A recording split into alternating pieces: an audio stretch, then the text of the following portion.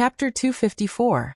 Chu Machen's father suspected that Chu Machen's mother was going through menopause, or that she had been staying at home for too long, so he wanted her to check on her. Chu Machen's mother also suddenly became anxious. She spent a lot of money to hire a private detective to find out her daughter's whereabouts, and kept a close eye on Chu Machen's father. She was afraid that he would find another woman for the heir. Both of them were suddenly on guard against each other, and they were both annoyed by each other's change. The harmonious couple no longer existed. Neither of them was calm. Even if they didn't quarrel, they were always cold. The whole Chu family no longer felt like home. Chu Xiang returned the money. Soon, she asked Chu Machen's assistant for the bank account and transferred 1 million yuan to Chu Machen's father. Chu Machen's father didn't accept it, but she said that it was good for everyone to return the money. She didn't care what she had suffered in the Chu family during this period, but she didn't want to have anything to do with the Chu family. Chu Machen's father had no choice but to accept it. Once again, he felt regretful. Why wasn't Chu Xiang his daughter? Chu Xiang was so decisive and smart. She would become a great person in the future. Unfortunately, she had nothing to do with the Chu family. Chu Xian didn't understand that Chu Xiang really broke up with the Chu family. She thought that Chu Xiang was so good at pretending. She must have deliberately won over Chu Machen's parents in her previous life to get the Chu family. Why did she break up with them now? She didn't believe that Chu Xiang didn't want the Chu family. She felt that Chu Xiang was pretending now. Maybe she had some tricks up her sleeve. Didn't Chu Machen's father start to appreciate Chu Xiang? Chu Xiang must have some premeditated plan. Chu Xian couldn't leave the Chu family. She didn't care what Chu Xiang was planning. Anyway, it was a good opportunity for her. She ran to the Chu family, and became Chu Machen's mother's daughter after Chu Xiang left. She wanted Chu Machen's mother to help her go back. The Chu family didn't have any children. She was the daughter raised by the Chu family for 17 years. She was better than the biological daughter. Moreover, she was very considerate. However, even though Mrs. Chu had softened her attitude towards her, she was only willing to go shopping and eat with her. As soon as she realized that she wanted to go back, Mrs. Chu became alert and guarded against her, as if she was guarding against a thief. She knew that it was all because of what Chu Xiang said to Chu Machen's mother in the study. She hated Chu Xiang so much. Now Chu Machen's mother completely regarded her as the daughter of the Chun family, and refused to give her any benefits. She ran to fulfill her filial piety, and was more like a servant girl to relieve Chu Machen's mother from boredom. When Chu Xian's mother saw her, she asked about her going to school. Chu Xian thought that accompanying her mother was more important than going to school. It didn't matter if she was delayed. She would only be happy if her mother was happy. In the end, Mrs. Chu wasn't moved, nor did she urge her to study. It was as if there was no mother-daughter relationship between her and Mrs. Chu, treating her like a plaything. This made Chu Xian feel even worse than the breakup between mother and daughter in her previous life. At least in her previous life, Chu Xian's mother had treated her as an adopted daughter, and seriously broke up with her. In this life, she actually treated her as an attendant and didn't care about her at all. Chu Xian was anxious and upset. She tried all kinds of methods, but still couldn't change Mrs. Chu's mind. She even exhausted herself every time. In the blink of an eye, it was the midterm exam. Because it involved the allocation of classes, students couldn't be absent unless there was something important at the end of the term. Chu Xian also wanted to take a break, so she went to school. As soon as the head teacher saw her, her face turned cold and she scolded her in front of the whole class for a long time. The second year of high school was very important. Chu Xian didn't come to class for several days in a row. She didn't even ask for leave. She was getting more and more outrageous. The point was that Chu Xian's biological parents and adoptive parents didn't care about her now. The head teacher couldn't find her parents even if she wanted to. She was angry when she saw her. After the exam began, Chu Xian and Chu Xiang were assigned to the same examination room. Chu Xiang sat at the first table in front. Chu Xian could see her as soon as she raised her head. The questions this time were very difficult. Although Chu Xian maintained good grades to make her parents happy after her rebirth, she didn't pay much attention to her studies. When she encountered simple questions, she could do many difficult questions. She raised her head and saw Chu Xiang sitting upright and writing the answers quickly without stopping for a while. She sneered in her heart. What was she pretending to do? Even if Chu Xiang studied seriously during this period of time, could she know all the difficult questions? The invigilators in the school were very strict, and there were surveillance cameras. This paper contained all the knowledge of the second year of high school. There were also a lot of knowledge points during this period of time. Chu Xian had been thinking of framing Chu Xiang for 3 months. Recently, she often skipped classes. She didn't know at least half of the questions in the paper. She frowned and was anxious. If she didn't do well, and was assigned to another class, Chu Xian's parents would dislike her even more. She was a little regretful. Why did she neglect her studies during this period of time? But she didn't expect that the questions this time would be so difficult. While she was anxious, Chu Xiang calmly wrote down the answers to each question. She deliberately wrote a few wrong answers and calculated the marks. The original owner of the body was the last in the first 2 monthly exams. If it weren't for the fact that the monthly exams didn't allow students to be assigned to different classes, she would have been assigned to the last class. So this time, she couldn't be too bad. She could be good, but there was no need to be evil. Chu Xiang didn't hand in the paper early. After she finished answering, she sat in her seat and checked it carefully. Sometimes she even corrected it. She answered more seriously than anyone else. After all the exams were over, almost all of the students looked like they were about to cry. Only Chu Xiang looked calm. Young Xueqing compared the answers with her and said in surprise, "You seem to get a lot of questions right. You must have done very well this time." Chu Xiang nodded. "I've done so many questions. I feel like I've seen some of the questions before. But my foundation isn't solid enough. I still need time to straighten out the knowledge points." "That's good for you." Young Xueqing smiled. "Fortunately, you fell into the water. Otherwise, you would have been so depressed and not studied hard. It would have been a waste of a good material like you." Chu Xiang also showed a happy expression. "You're right. In fact, if people don't experience something big, there will always be a lot of things that they can't let go of. I've really thought through everything now. I'm happy, earn more money, see the bigger world, and then help a group of helpless people. This is my dream. I believe in you. You can definitely do it. I feel that you can do whatever you want to do." Young Xueqing smiled. In the past, when Chu Xiang said something, there were always people who didn't take it seriously. But now, everyone unknowingly believed that she was telling the truth. She could do whatever she wanted to do. She just gave people an incomparably reliable feeling. Xiaoyan quietly watched her pretend by her side. He didn't say anything. When she turned back, he sent her a WeChat message. "It's going to be a long holiday soon. Let's go traveling? I'll accompany you to see the bigger world. There's no need to wait for the future." "Okay. The card that Father Xiao and Mother Xiao gave me hasn't been spent yet. We can go wherever we want." Chu Xiang had completely bade farewell to the Chu family. Of course, she could go wherever she wanted. Others also asked her what she was going to do during the long holiday. She just wanted to walk around and look for business opportunities to earn some money. The others didn't ask.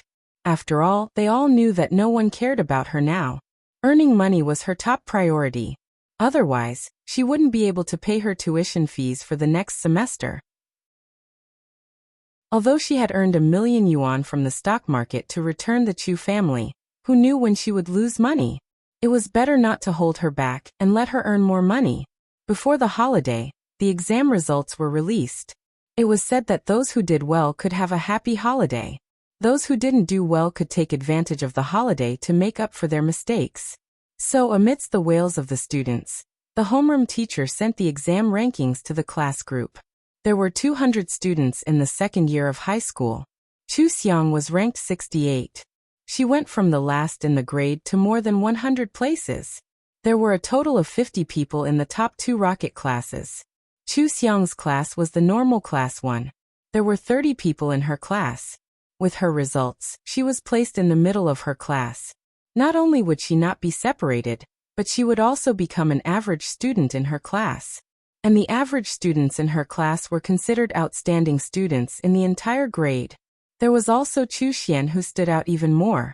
Chu Xian was ranked 77 last time. This time, she was ranked 149. Not only was she separated from the normal class 1, but she was also directly placed in the normal class 4 according to her results. There were a total of 5 classes in the normal class. She was almost at the bottom. The results of the Chu sisters seemed to be the perfect end to the Chu family's melon. Good had good karma, and evil had evil. Chu Xiang successfully counterattacked and got rid of all the people who hurt her. She had new friends and a new life. It seemed that she already had an incomparably beautiful future. As for Chu Xian, she exposed her true colors and was hated by everyone. She was kicked out of the Chu family, and her results plummeted. She was also placed in the 4th class. Father Chu would not care about her for another year. She was not as good at earning money as Chu Xiang. If she could not get into a good university, she would probably be mediocre for the rest of her life. Such a comparison was really satisfying. There were even friends in the circle who wanted to hold a banquet to celebrate Chu Xiang's success. However, Chu Xiang rejected all of them. She postponed the holiday to earn money and study. Then, she followed Xiao Yan back to the Xiao family. Xiao Yan was now more and more talkative in private. He was now more and more talkative in school. When Chu Xiang got in the car with him, she saw him breathe a sigh of relief. She found it funny and said, "Why are you nervous? Are you afraid that I won't play with you during the holiday? We've already booked the tour hotel." Xiao Yan snorted. "You've been very busy recently. One dinner party after another, and one group of friends after another. Then why don't you go with me? I want to smoothly get rid of the Chu family. Of course, I have to prepare well. You see how white I am now? No one will think that I owe the Chu family anything. On the contrary, the Chu family's reputation is ruined. Everyone will think that they owe me a lot. In this way, I will really be free in the future. No one will kidnap me." Chu Xiang took out a mirror and looked at herself. The body of the original owner was not very good. She had not recovered her snow-white skin after so many years of nourishment. She had to continue to work hard. There was no end to beauty. Xiao Yan naturally raised his hand to help her hold the mirror, so that she could tidy up her hair with 2 hands. He felt a little distressed. "I can help you, but you don't want me to." Chu Xiang laughed. "How can I show off my power if you help me? Besides, didn't you secretly dig a hole for the Chen family's company? I think they will go bankrupt in 2 days, and they will owe a lot of money." Xiao Yan looked away uncomfortably. "You know? Of course. They treated me like that, so I will definitely take revenge. But when I checked, I found that someone had already helped me." Chu Xiang put away the mirror and rubbed his face. "Thank you. You're always so cold. If you hadn't secretly done things behind my back, I would have thought that you were an ice cube." Xiao Yan took her hand and smiled at her. He felt that his face was a little stiff, so he immediately put away his expression and coughed softly. "I practice. I have a lot of expressions." He turned to look out of the window. Chu Xiang saw his red ears and couldn't help laughing. Her deskmate was also very cute. Chapter 255. When Chu Xiang went to the Xiao family, Father and Mother Xiao were still so warm to her. They really treated her as if she was their own child. Mother Xiao looked at her in distress. "You've lost weight. You must eat more later, and take good care of your body. I know about your past. Why are you so strong? You have to do everything by yourself. You have to study and earn money. You must be tired, right? That woman even hit you? How shameless." Chu Xiang smiled at her. "Mother Xiao, I've gained 2 pounds. How am I thin? Don't worry. I'm fine. These few days are the happiest I've been in my life. By the way, Xiao Yan and I want to go on a trip. Mother Xiao, do you want to come with us?" Mother Xiao was happy. "You're going on a trip? Then you can go." "I won't go. Your father Xiao has a lot of work to do in the company. I have to help him. You two haven't gone out much before. Take Zhang with you this time and have fun. Buy whatever you like. I'll reimburse you when you come back." Mom. Xiao Yan had been waiting for them for a while. At this time he stood up and pulled Chu Xiang's sleeve. "Let's plan the travel route." Mother Xiao laughed. "Okay, go quickly. I'll cut fruit for you. Chu Xiang was pulled upstairs by Xiao Yan. The two dogs immediately wagged their tails and rushed into Chu Xiang's arms. Chu Xiang smiled and squatted down to hug them. She kissed their foreheads one by one. She looked up and said, "How about taking Xiao Xiao Mumu? We can go and play together." Xiao Yan took out his mobile phone and took a photo of her. In the photo, Chu Xiang looked up and smiled brightly. The two dogs looked at her happily. He looked at the photo and smiled. "Okay, as long as you like it." The two dogs were named by them. One was Xiao Xiao, and the other was Mumu. They were named after a part of their names. They sounded like Xiao Xiao Mumu. Xiao Yan liked them very much. In the beginning, he often called them Xiao Xiao and Mumu at home. He set the photo of Chu Xiang and the two dogs as his screensaver. He and Chu Xiang went to check the tourist attractions with the dogs.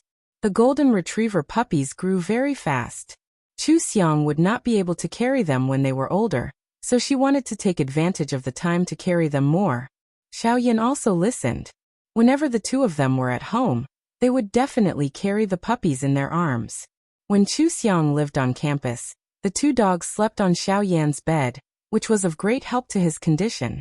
Now he had begun to accept the close relationship and got along well with everyone at home. Xiao Yan didn't have any opinion on what to do and listened to Chu Xiang.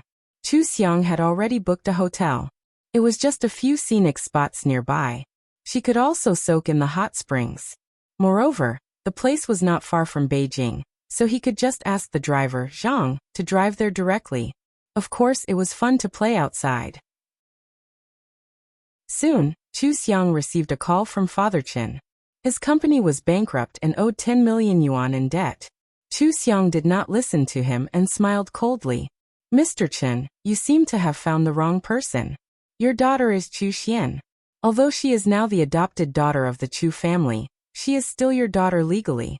She has a house and money. As for me, since I moved my household registration, I have nothing to do with you." Father Chen had beaten the original owner of the body for so many years, and had long been used to putting on the airs of an elder in front of her. He subconsciously said angrily, "You wretched girl, you're all grown up now? You dare to talk back to me? I've raised you, so you'll have to call me dad no matter what." "Really?" Chu Xiang lowered her head and glanced at the scar on her arm. Her eyes were cold. "In the past, I thought I was your daughter, so I didn't care about you. Later, when I came to the Chu family, the two children of the Chu and Chen families were involved, so no one helped me sue you. But now, I have nothing to do with your two families. I was beaten by you for 17 years for no reason. This debt should be settled properly. Since you insist on harassing me, I'll see you in court. I still have the evidence of you beating me." Chu Xiang hung up and blocked his number. Her phone number was obtained after she came to the Chu family. Father Chen must have found Chu Xian first, and Chu Xian must have given it to him. In the end, Chu Xian was the daughter of the Chen family. If the Chen family was in trouble, let them find their biological daughter. In addition, the original owner of the body had to be properly dealt with. Xiao Yan frowned and sent a few messages. Then he relaxed and looked at Chu Xiang seriously. "The Chen family will not harass you in the future. Do you want to sue them? Father has a strong legal team in his company. Let them do it." "Okay, I'll send them the evidence later." "You really have evidence?" "Of course." Chu Xiang played with the phone in her hand with a faint smile. "Even if he is my biological father, I can still sue him for domestic violence. It's just that it's too difficult to convict him. I'm still underage, so I didn't do it this time. But now it's different. I'm in line with the saying, birds fly in high places and fish swim in the wide sea. I'm just giving him more time to torture Chu Xian. The original owner of the body was not a pushover, but she had to have a guardian when she was underage. It was hard to sue her husband for domestic violence, and even harder to sue her father. If she couldn't get rid of that family, she would only suffer losses if she rashly sued them. So the original owner of the body just silently collected evidence and checked her injuries every time. Later, when the original owner of the body was in the Chu family, she was so sad and helpless because she had high expectations of her parents and had never been framed or isolated by the whole class. In fact, many things would change with enough time. For example, if the original owner of the body didn't drown, she would be strong enough to slowly make a name for herself. And after a long time, Father and Mother Chu would find that they had misunderstood the original owner of the body, and then find out that Chu Xian had bad intentions. Chu Xiang had transmigrated for less than a month, but she had done so many things because she didn't want to give them time. The original owner of the body was no longer here, so she wouldn't forgive anyone for the original owner. Conflicts that had accumulated in a short period of time were the most difficult to solve. Now the Chu family and the Chen family were in a mess, and she had successfully escaped. She was so anxious to return the money to the Chu family, because she didn't want a guardian, and could be independent. Although she officially became an adult at the age of 18, the law also said that as long as she was 16 and had a source of income, she could not have a guardian. Now she had completely drawn a line between them. As for settling accounts, it wouldn't be too late to do it when she was far away. She didn't want to be entangled with them every time something happened. For example, the Chen family's bankruptcy was known by the gossipy people in their circle, and then everyone in the circle knew about it. When they asked about it at the party, they found that the Chu family suppressed the Chen family, and there seemed to be someone else behind it. But they didn't know much about the business, so they couldn't see through it. Naturally, they didn't know who was behind it. The Xiao family was the top family in the capital. Except for the top families, no one could see through the means used by Father Xiao and Xiao Yan. The Xiao family's legal team sent a lawyer to Chu Xiang. To the public, it was just the lawyer hired by her, and they didn't mention the Xiao enterprise. Chu Xiang didn't want others to know that she had a strong backer for the time being. Otherwise, Father Chu wouldn't see her talent and feel sorry for losing his good daughter. Father and Mother Chen were both sued by Chu Xiang. It would take a long time for the investigation to start, so they were still free now. But they were anxious. The Chu family had lost all the 5 million yuan, and they still owed a debt of 10 million yuan. The Chu family urged them and sent people to beat them twice, so they were anxious to get the money to pay it back as soon as possible. In addition, they were sued by Chu Xiang. They couldn't afford a lawyer, and they were afraid of going to jail. With these two things added up, they certainly had to hold on to Chu Xian. After finding Chu Xian's house, they stayed there and didn't leave.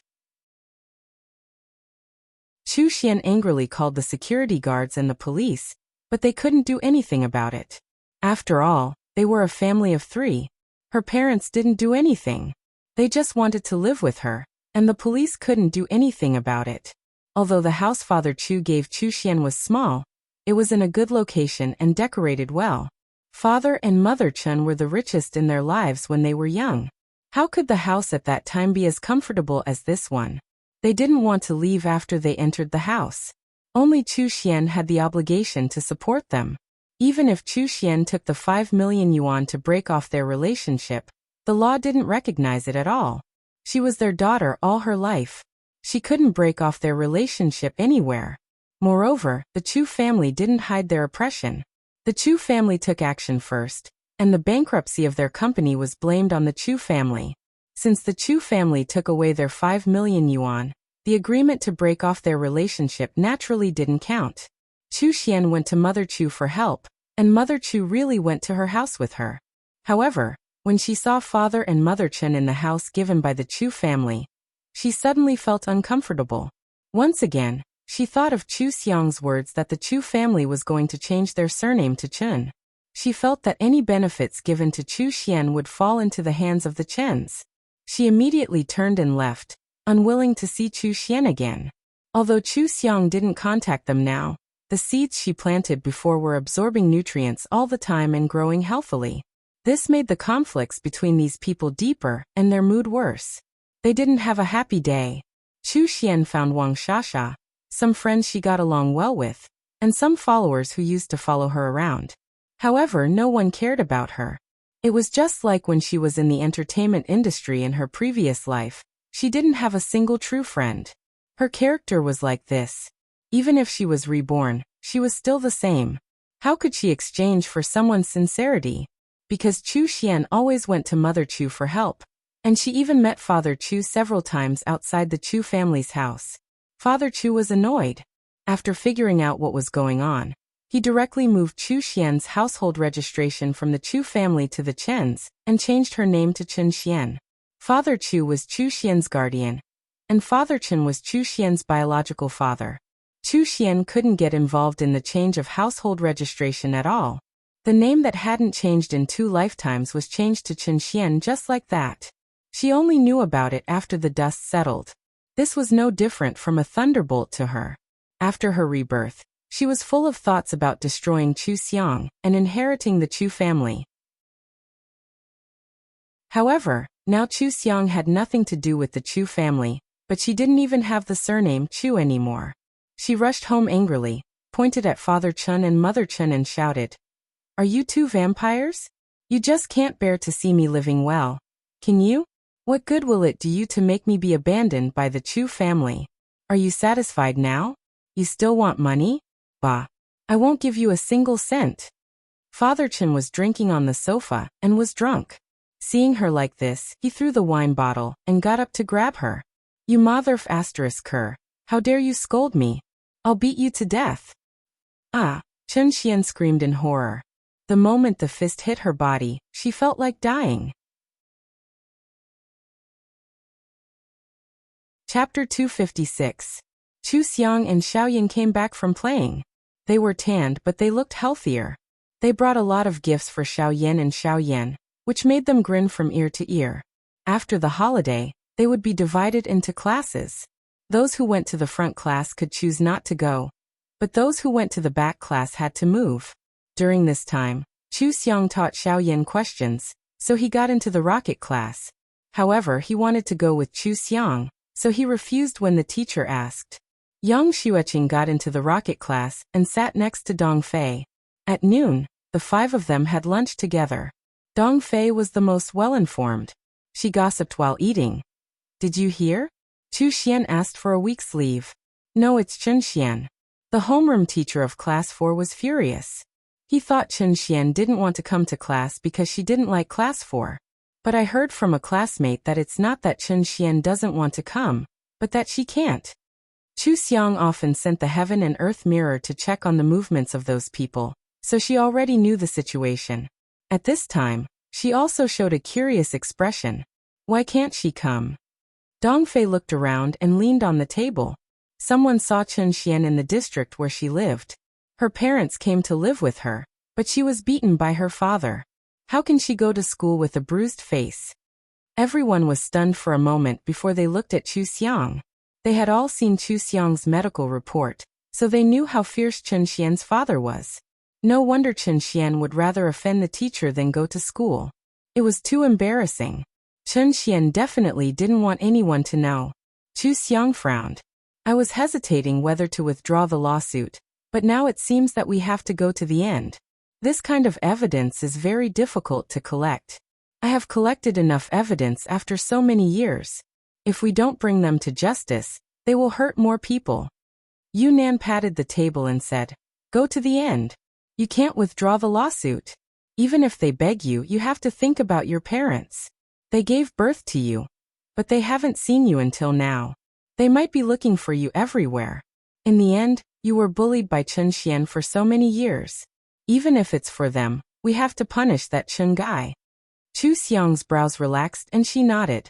"Now I only know that Chen Xian and I are the 2 victims. I don't know if there are others." "That's right, if Chen Xian can sue them together with me, or help me be a witness, then the chances of them being punished will be even higher.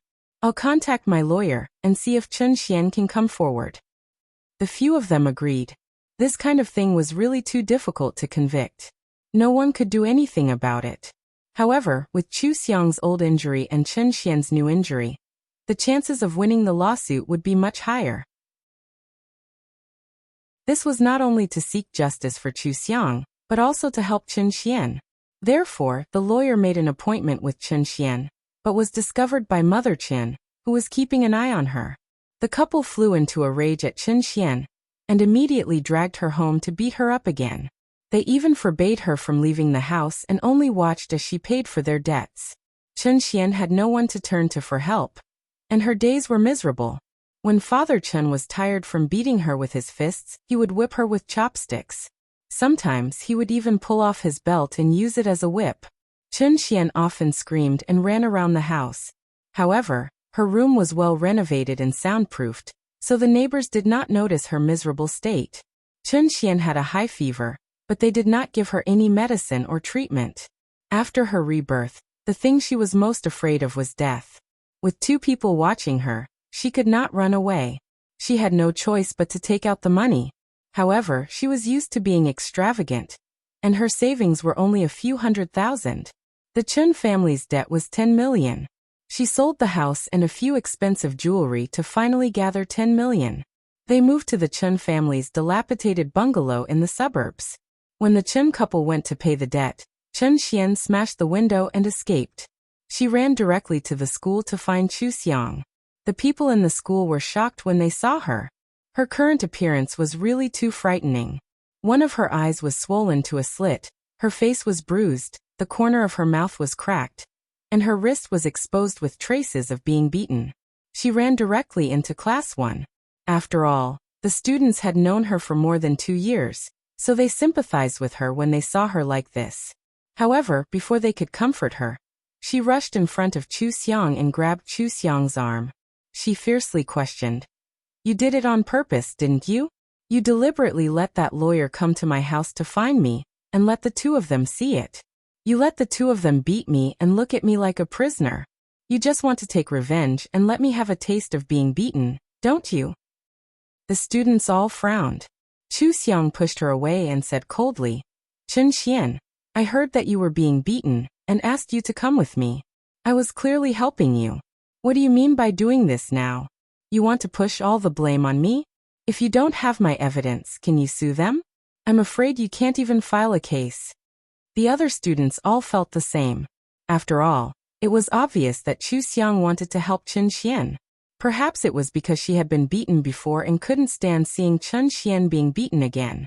Even if they usually hated Chun Xian, they still hoped for a good outcome when it came to domestic violence. Who knew that Chun Xian would play the blame game, causing everyone's impression of her to worsen? Seeing that Chu Xiang was so popular, Chun Xian was so angry that her chest heaved up and down.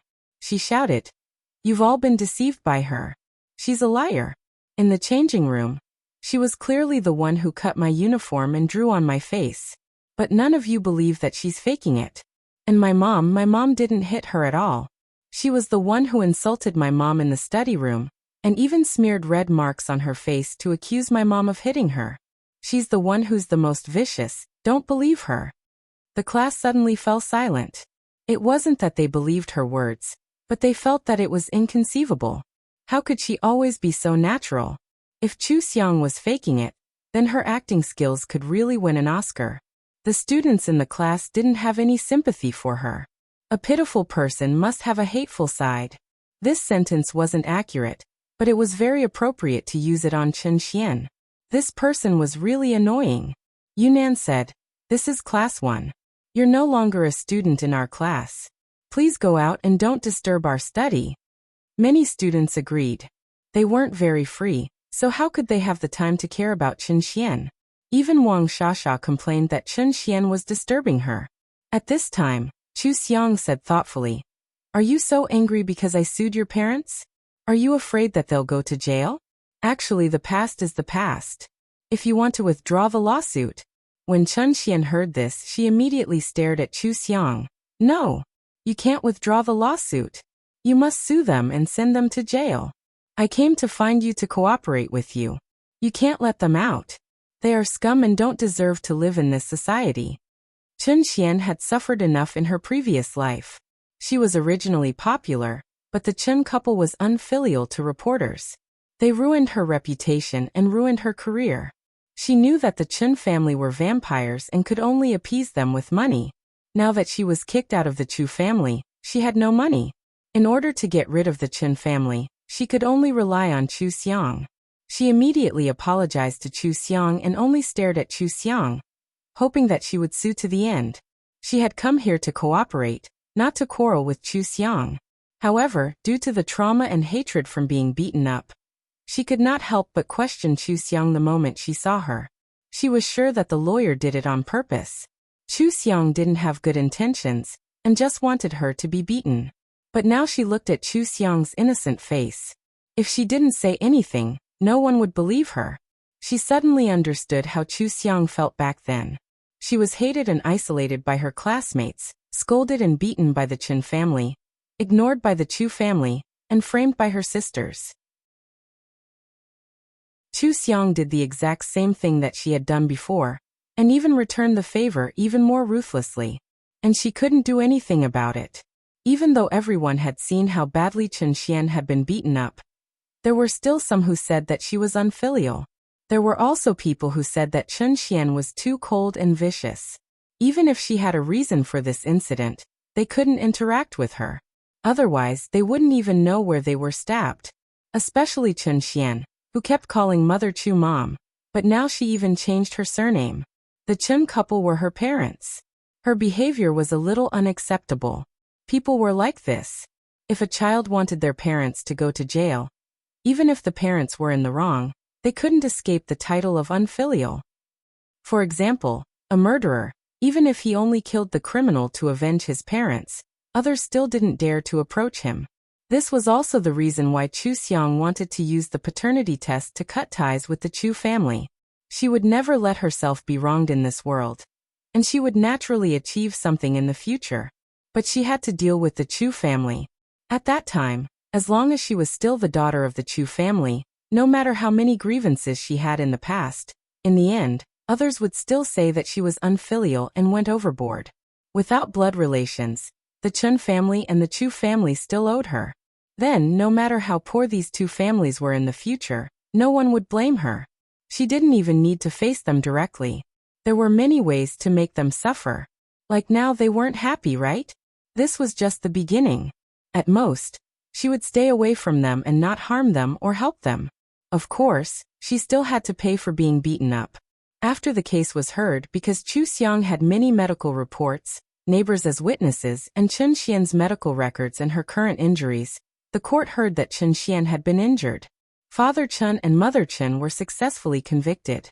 Father Chen was sentenced to 3 years, and Mother Chen was sentenced to 1 year. Both of them had to go to jail, and neither of them could escape. Xiao Yan felt that it wasn't enough, so he charged Father Chen with several business crimes, and increased his sentence to 8 years. Although he couldn't increase Mother Chen's sentence, he still asked someone to talk to the prisoners inside. Chu Xiang had suffered so much in the past 17 years. He must let Mother Chen have a taste of it in this year. The Chen family went to jail, and Chen Xian finally recovered from her injuries and could go to school. But now her reputation in school couldn't be worse. In class 4, there were unfamiliar teachers and classmates. She was isolated in school, and there wasn't even anyone to talk to her. She felt embarrassed, but there was nothing she could do. She had no money. Even if she wanted to transfer schools, she couldn't. The little savings left in her card was only enough to pay for the dormitory fees and stay in school. Next semester's tuition fees were still unsettled. When she saw Chu Xiang in high spirits in school, she couldn't understand. It hadn't even been a month. How could everything be turned upside down? She was reborn. Why did she still lose to Chu Xiang? Chapter 257. Chen Xian still held a grudge against Chu Xiang. She couldn't help but stare at Chu Xiang's every move. Chu Xiang, on the other hand, was busy studying, participating in various competitions, winning awards, having parties with friends, and making money. Chu Xiang's life was rich and colorful. Even in the second year of high school, she could handle it with ease and not be tired at all. It was also because she drank the tonic soup sent by the Xiao family every time. Her body looked much better, and she didn't look thin and pale at all. No one cared about them now, but their lives were very different. Chen Xian was not reconciled. She was even more unwilling to lose to Chu Xiang. Every time after school, she ran to please Chu Xiang's mother. But the relationship between mother and daughter had been cultivated for many years. In the last life, they broke up and never recovered. It was the same in this life. Especially when Chu Xiang's mother saw that Chen Xian sent her parents to prison. She alienated her even more. Chu Xiang sued Chen Xian's parents because they had nothing to do with her. But when Chen Xian sued them, Chu Xiang's mother felt that she didn't know her daughter anymore. In her mind, even if Chen Xian ignored them, drove them out of the capital, or hired someone to teach them a lesson, she shouldn't send them to prison. After all, they were her parents. As a mother, Chen Xian was not her biological daughter. She didn't dare to keep such a daughter by her side. And when she heard Chen Xian call her mom, she inevitably felt that Chen Xian despised the poor and loved the rich because she coveted the Chu family's wealth. Otherwise, why couldn't Chen Xian have a good life in school? Chu Xiang had a good life in school. Why did Chen Xian run to her to please her? This comparison immediately showed who was the better one. Looking at all the messy things that had happened during this period of time, Chu Xiang's results were still able to improve greatly and receive the praises of all the teachers, but Chen Xian's results had plummeted. This made Chen Xian seem even more useless. Chu Xiang's mother was worried about the shares of the company, anxious to find her biological daughter, and busy keeping an eye on the women around Chu Xiang's father. She had no intention to continue the mother-daughter relationship with Chen Xian. She was in poor health and lacked energy. Now she only felt that Chen Xian was annoying. In particular, Chu Machen's father, who didn't have an heir, obviously had some ideas recently. Chu Machen's mother couldn't like Chen Xian anymore when she thought about how Chen Xian had taken over her daughter's position as the heir and caused her to be in danger. The butterfly effect caused by Chu Xiang, this butterfly, was gradually spreading. The three people of the Chu family, who were originally in love with each other, were now completely at odds with each other. None of them could get along well with each other. This hidden danger had already buried a bigger mine for them. Just the fact that the Chu family ignored Chen Xian caused everyone's impression of the Chu family to worsen. Previously, the Chu couple had mistreated Chu Xiang and only favored Chen Xian. It was barely possible that they had feelings for Chen Xian and neglected Chu Xiang because they were too unfamiliar with her. But now that something had happened, they didn't even care about Chen Xian anymore. They didn't even care that Chen Xian had been robbed of 10 million yuan by her own parents. No matter how bad Chen Xian was, they were the ones who taught her. If they were the ones who taught her bad things, would they just ignore it? Then, if something went wrong with the project they were working on, would they immediately wash their hands of it? Also, Chu Xiang was mistakenly brought back by their family. How much trouble had they caused Chu Xiang? How many times had they hurt Chu Xiang? When Chu Xiang returned them the 1 million yuan, they took it. After that, they didn't care about Chu Xiang anymore, nor did they give Chu Xiang any compensation. Even outsiders felt ashamed for them, which was enough to show how cold-blooded they were. In fact, Chu Xiang's mother didn't like Chu Xiang from the beginning to the end. When she found out that they weren't mother and daughter, she couldn't be happier. Naturally, she wanted to stay as far away from them as possible. At first, Chu Xiang's father didn't care. Later, when he found out that Chu Xiang was his daughter, he really liked her. But now, the situation of the Chu group wasn't very good, and Chu Xiang's mother was anxious to get the shares. He was so busy that he couldn't spare any energy to care about Chu Xiang at all. In the eyes of outsiders, they were cold-blooded. The reputation of the Chu family was already very bad in the circle, but Chu Xiang's father was busy looking for partners, and Chu Xiang's mother was busy keeping an eye on the company. They didn't communicate much, so they didn't know that their reputation was so bad. Seeing their attitude, Xiao Tian's father and mother were very angry. They loved Chu Xiang like a daughter, but the Chu family treated her like a weed. Fortunately, Chu Xiang wasn't a child of the Chu family. Otherwise, she would have suffered a lot. Even if they wanted to help, they had to take the family relationship into consideration. But now it was different. The Chu family had nothing to do with Chu Xiang. When Xiao Tian's parents talked with others, they showed a little dislike for the Chu family. For a top family like the Xiao family, they didn't need to make it clear that they didn't like anyone. As long as they showed a little interest, those who knew it would naturally not contact the Chu family. Unconsciously, the Chu group lost a lot of excellent partners. They didn't know that they had been listed as a client by many people. After Chu Xiang found out, she didn't think much of it. She just treated Xiao Tian's parents better.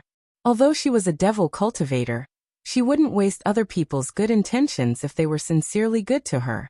especially when true good intentions were hard to come by in this world. She was willing to cherish every time she encountered one.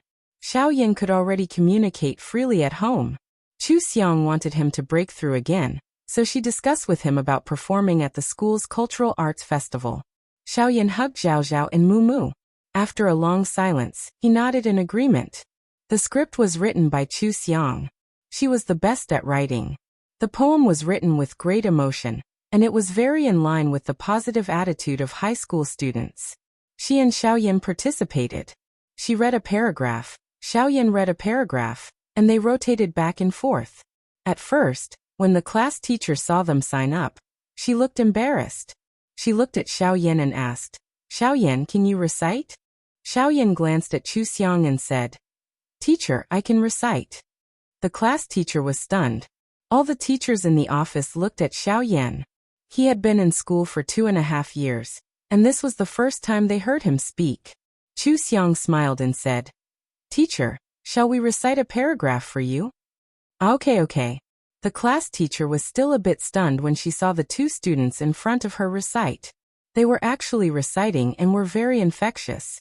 She immediately clapped her hands and stood up. She smiled and said, "I couldn't tell that you two had this ability. Your recitations are very good.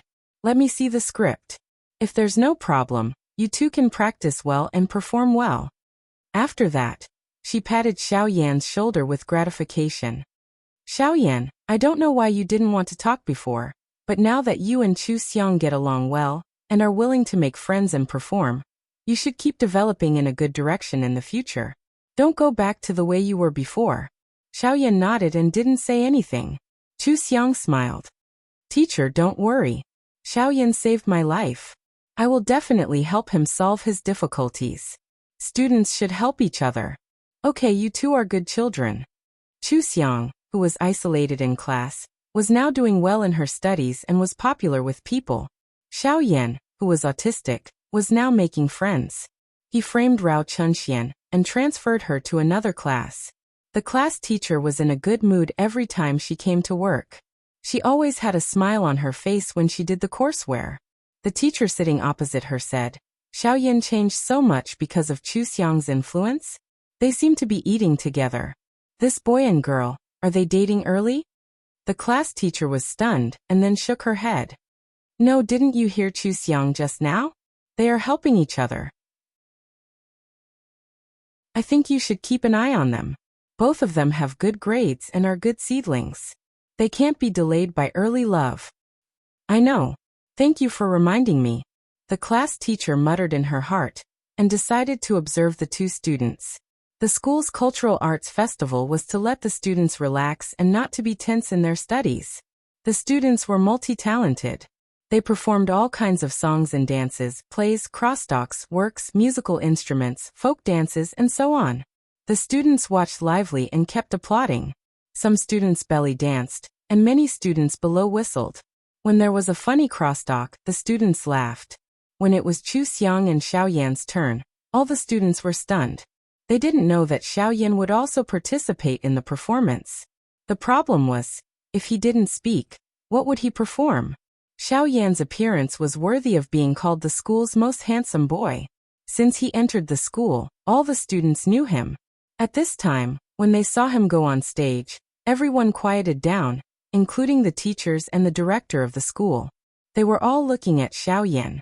Chu Xiang smiled and announced the names of their poetry recitals. Xiaoyan was wearing a white shirt and black trousers. Chu Xiang was wearing a red long-sleeve dress. The clothes were all prepared by Xiaoyan's mother, which completely highlighted their advantages in figure. The two of them stood on stage like a golden couple. Two beams of light shone on them. They opened the folders in their hands and began to recite seriously. Chu Xiang's mouth always had a warm smile, while Xiaoyan was always like an ice cube. However, when they stood together, they were unusually harmonious. The poems they recited were filled with the passion of pursuing their dreams. Everyone was shocked by Xiaoyan's words, then they were shocked by their matching, and then they were seriously listening to every sentence and word they recited. No one was willing to make the slightest sound for fear of disturbing them. When they finished reciting, the students suddenly burst into applause. Many students even stood up excitedly and shouted, "Good!" Some people were so excited that their eyes were filled with tears, while others were aroused with all their enthusiasm. They were high school students. Each of them had dreams and unlimited expectations for the future. The content of the poem recitation aroused their drive and aroused their motivation to pursue their dreams. The teachers looked at each other and showed gratified smiles. If every school activity could motivate students like this, the school wouldn't mind holding a few more activities. The boring study life was easy to make people slack off. Students needed to be motivated. This poem recitation was very good. It was definitely the most outstanding program of this cultural and art festival. Chun Xian looked at Chu Xiang, who was shining brightly on the stage. Once again, she felt the gap between her and Chu Xiang. She flattered Chu Xiang's mother like a lapdog, but Chu Xiang was more and more popular. She didn't like this. Wasn't it just a performance? Wasn't it just money? These people didn't give her a way out. She could still go her old way. Chu Xiang was so happy to perform on such a stage. If she saw her shining on the big screen in the future, with so many fans following her and making so much money, would she envy her? She knew the direction of the entertainment industry in the next 20 years. She would definitely be popular if she entered the entertainment industry. She didn't believe that Chu Xiang could always make money by trading stocks. In a few years, she would see who was the winner.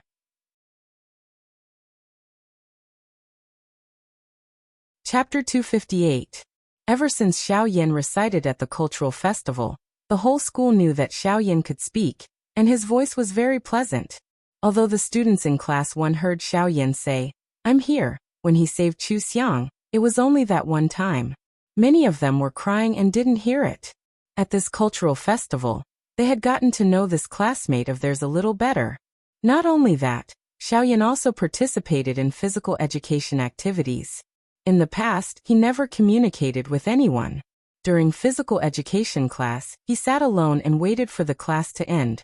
He was very unsociable.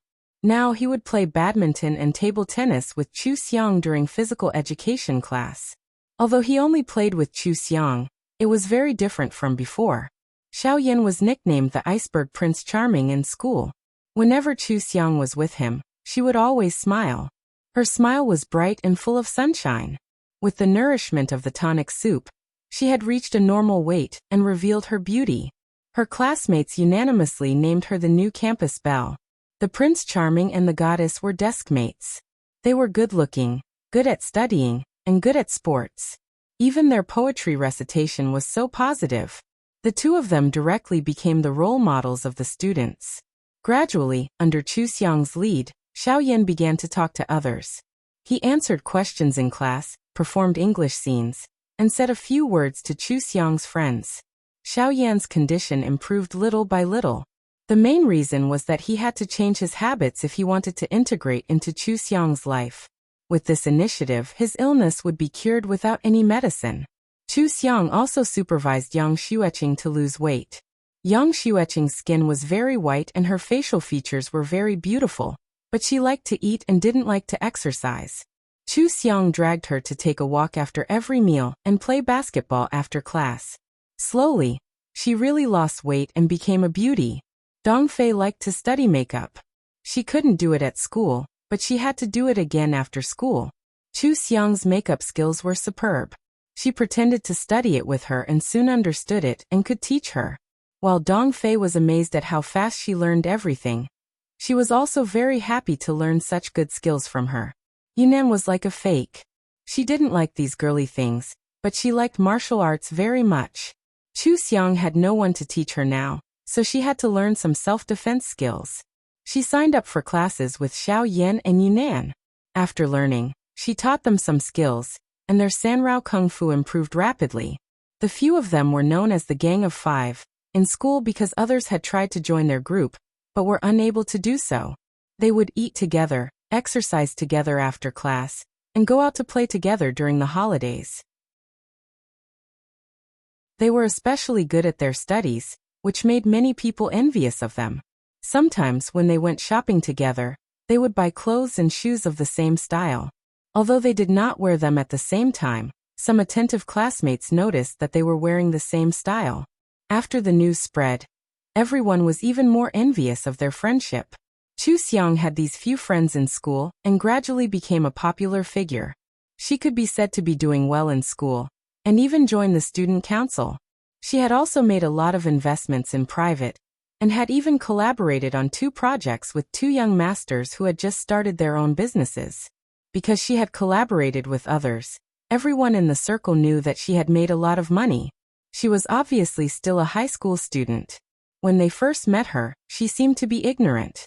But now, she had broken into the business circle to make money, which surprised many people.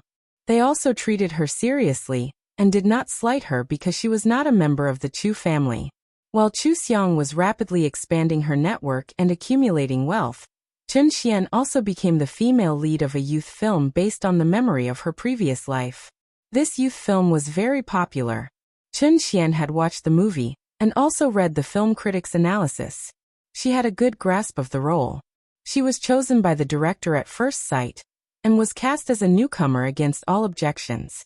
She joined the film crew and directly asked for more than a month's leave from school. It would be winter vacation in more than a month's time. She could just finish the movie before school started. However, she had to seize the opportunity to enter the entertainment industry. She didn't care about her studies at all, and didn't plan to come to school next semester. When she came to school to ask for leave to pack her things, she deliberately blocked Chu Xiang on the sports field. No one in the circle took her out to play. She didn't know that Chu Xiang was friends with young masters and sisters in the circle. She also didn't know that Chu Xiang had made a lot of money. She only thought that Chu Xiang did well in school, so when she saw Chu Xiang, she said almost maliciously, "Do you know the saying of a frog at the bottom of a well? You are. You think that the world is so big, but in fact, it's just what you see. Do you think this school is good? Are you glad that you can come here to study? Do you want to get into a good university? In the future, you will know that even if I leave the Chu family in this school, I will still have a better life than you." Chu Xiang laughed. "If you really have such a good life, why are you still showing off in front of me? Only people who lack confidence like to do this. I have forgotten about you. And the grudge between us has long been settled. Why are you so persistent in wanting to step on me?" Chen Xian's face became ugly. "You set me up, so of course I won't let you have it easy." Chu Xiang moved a little, and her back happened to be facing the camera. Her expression became sarcastic. "You won't let me have it easy? Do you deserve it? Do you think that entering the entertainment industry means entering the Vanity Fair? You will definitely be famous just because you have good taste? Don't let go of the cake. Without support, I'm afraid it will burn faster than it will become famous." "Shut up," Chen Xian said angrily. "I really should let the students see your face. You pretend to be innocent. Everything is our fault, and no one is bad to you. But there is no such thing as an airtight wall. You will be exposed sooner or later." Chu Xiang smiled and said, "You are welcome to expose me. By the way, I am a very vengeful person. Since you came to me to make your presence known, wouldn't it be too disappointing if I didn't deal with you? Take a guess, how will I deal with you this time? Will I make you lose your role, or expose some scandals about you? Will your Chu family be even more disappointed in you? You have been scheming for so long, but in the end it will all be for naught. The Chu family will never let you go back." Chen Xian's pupils shrank.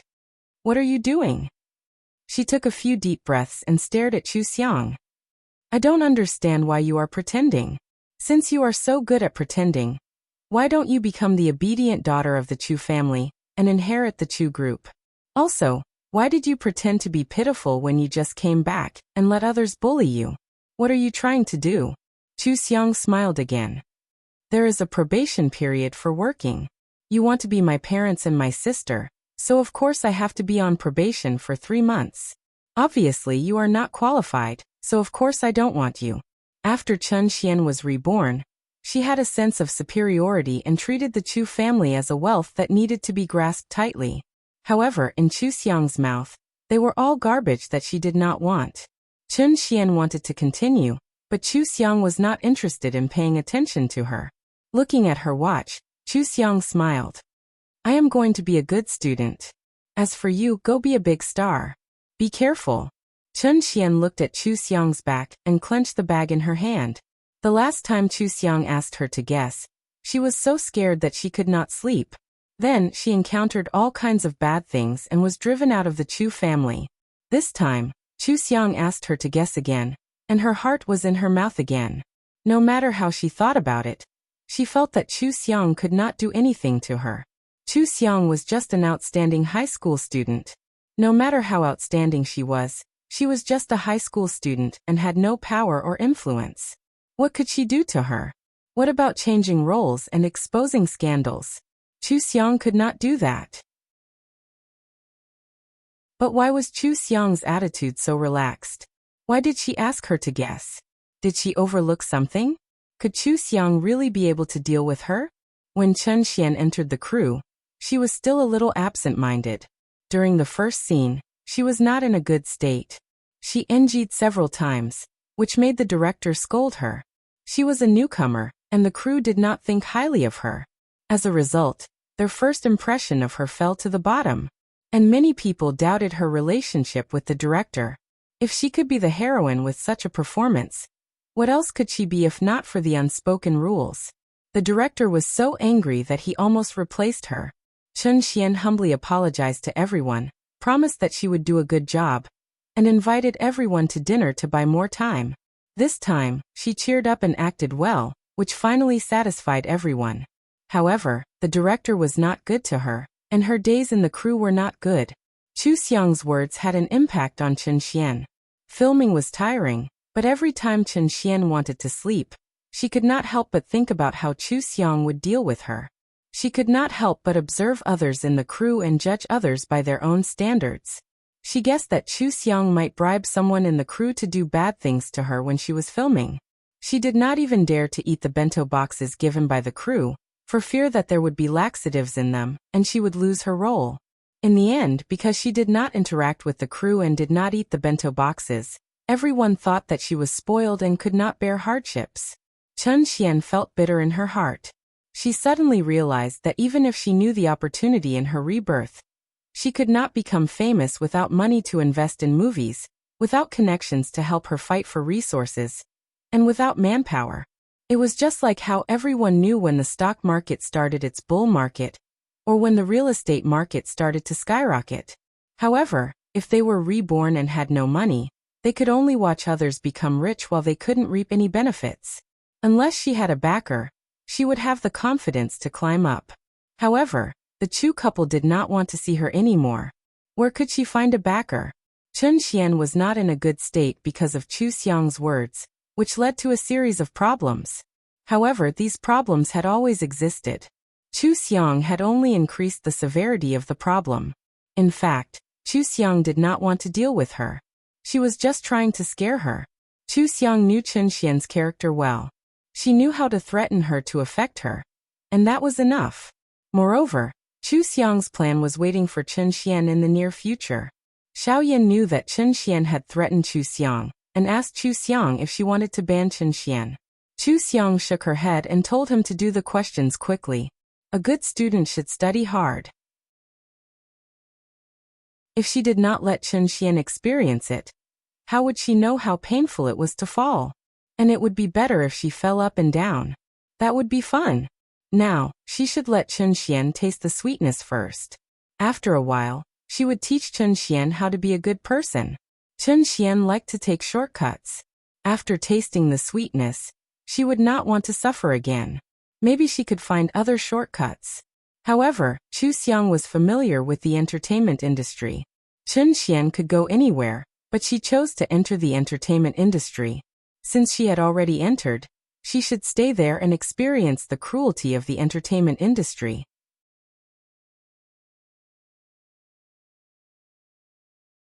Chapter 259. School time passed quickly, and Chu Xiang's presence in the class grew stronger and stronger. From the teacher's questions in class and the usual tests, Chu Xiang's grades had been rapidly improving. By the time the final exam came, she had basically made up for the foundation knowledge that she had fallen behind in the past. The final exam had to be divided into classes again. This time, the exam was moderately difficult. Chu Xiang got 30th place in the whole grade and directly rushed into the rocket class. What did it mean to rush from the bottom of the grade to the rocket class? It meant that Chu Xiang had become the role model of the whole school. She was the model of a counterattack that every teacher had to mention in class. She was the other family's child that everyone had witnessed with their own eyes. The parents of all the classes knew that such a powerful person had appeared in the school. They also learned about the grievances between Chu Xiang and the Chun and Chu families.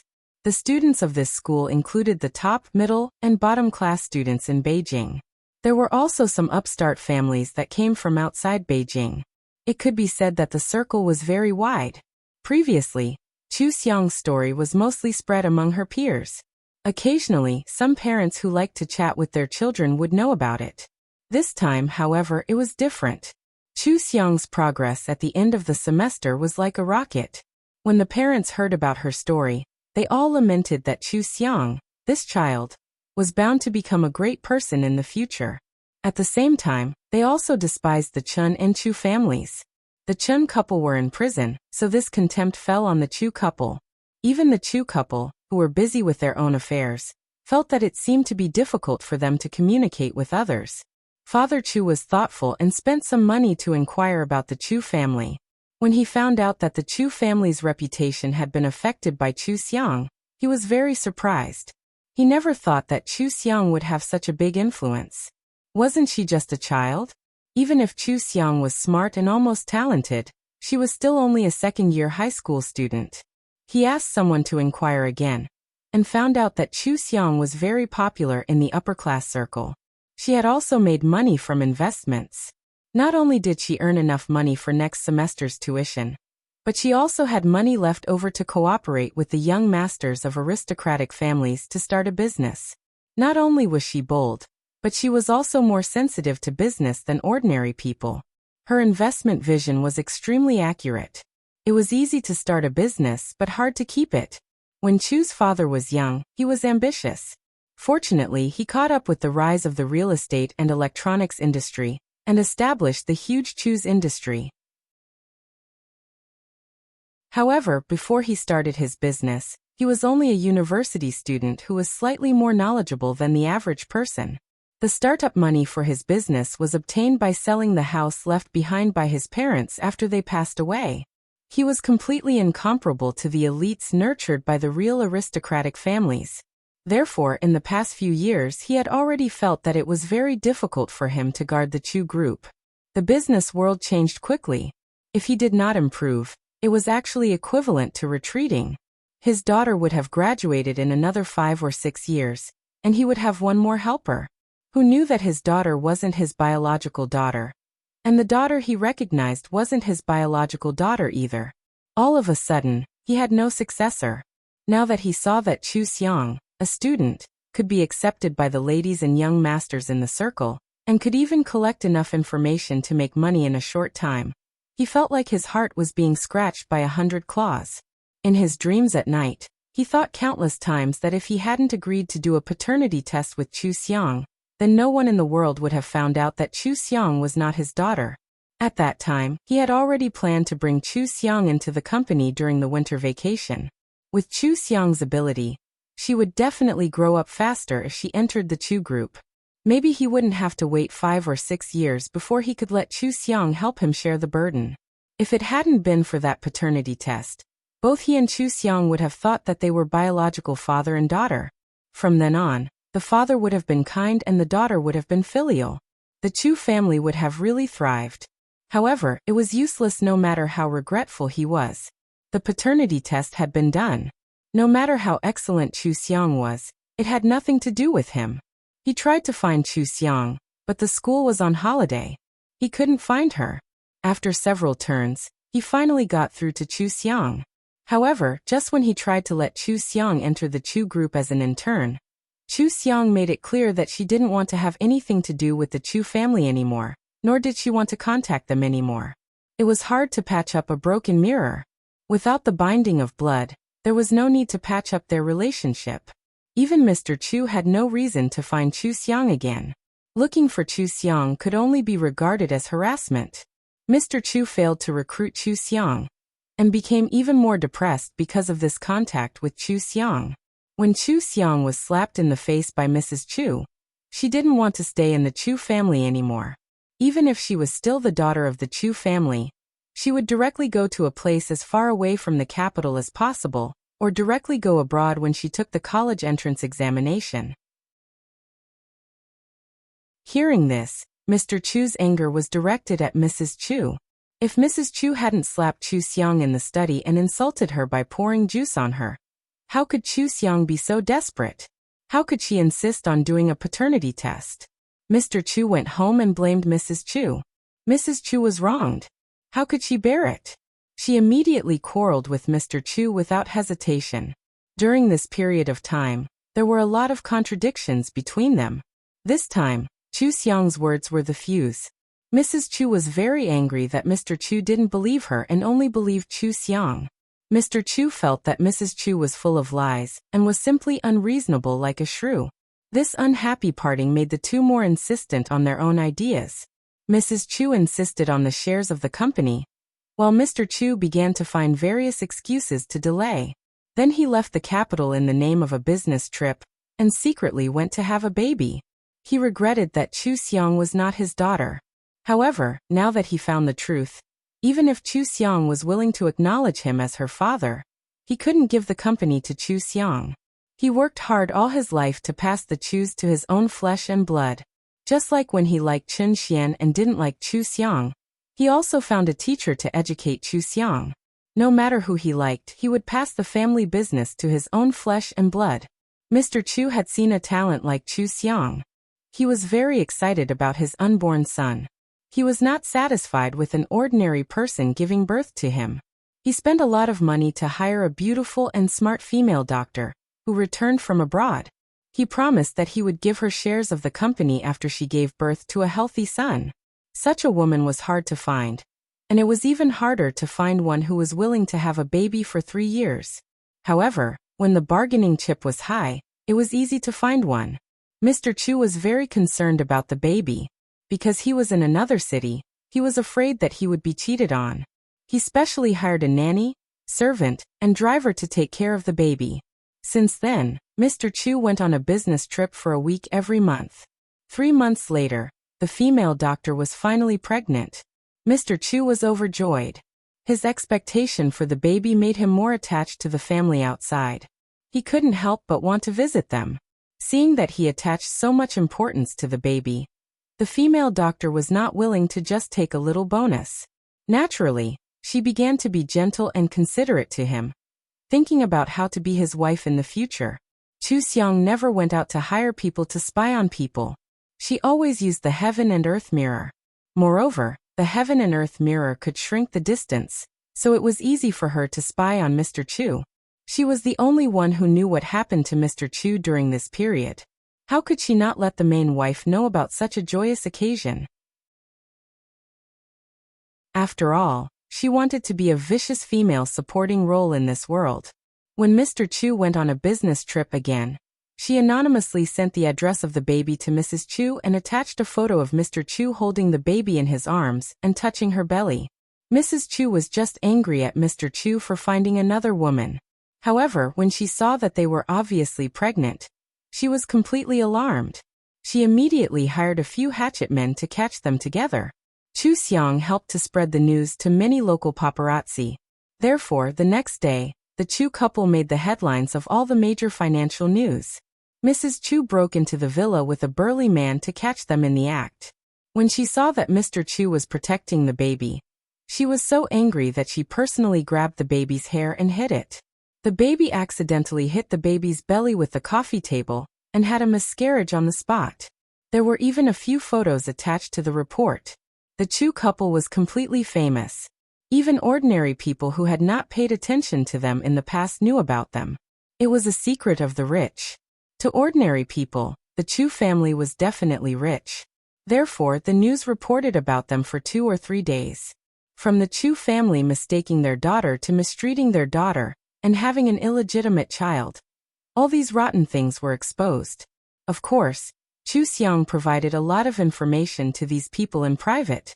When the Chu family's disputes were exposed, Chen Xian, the fake daughter, was naturally exposed. Everyone found out that she was actually the female lead of the recently popular teen film. Originally, they thought that she was a campus goddess and the representative of first love on campus. In the end, they found out that she despised the poor and loved the rich, framed her sister, sent her parents to prison, and didn't study hard. How was she worthy of acting in a teen film? She was simply an insult to youth in this movie. The netizens and fans of the entertainment industry joined in, and the Chu family's affairs were completely exposed. They became the butt of everyone's jokes. Some people felt that the Chu family was disgusting and didn't even want to use their electronic products. Chen Xian, on the other hand, had just become popular and was screening for high-quality resources. She was caught off guard by these scandals. All the high-quality resources were rejected. There were several popular movies and TV series in her previous life that didn't even give her a supporting role. Chen Xian was furious.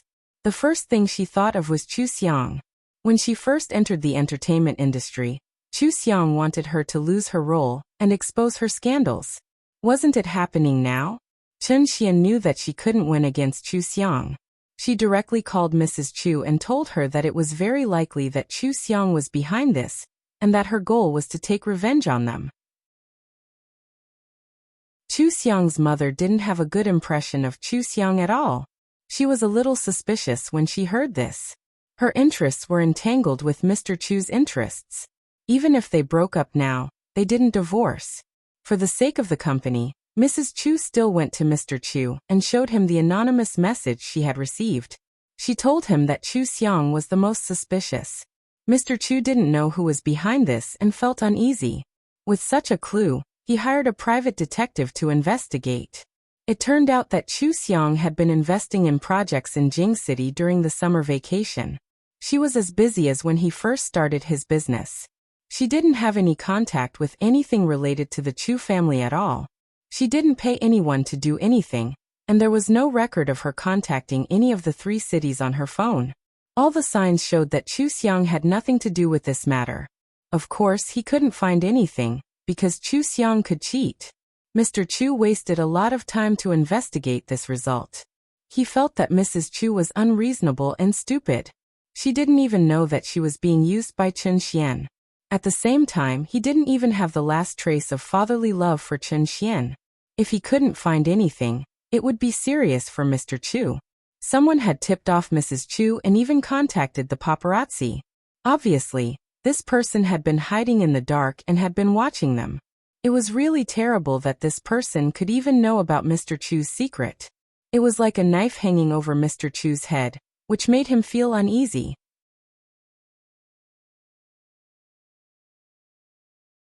Chapter 260. The netizens paid a lot of attention to the Chu family. Because Chu Xiang was a student, the Chu couple didn't show up, so all the attention was focused on Chen Xian. However, this wasn't something to be proud of.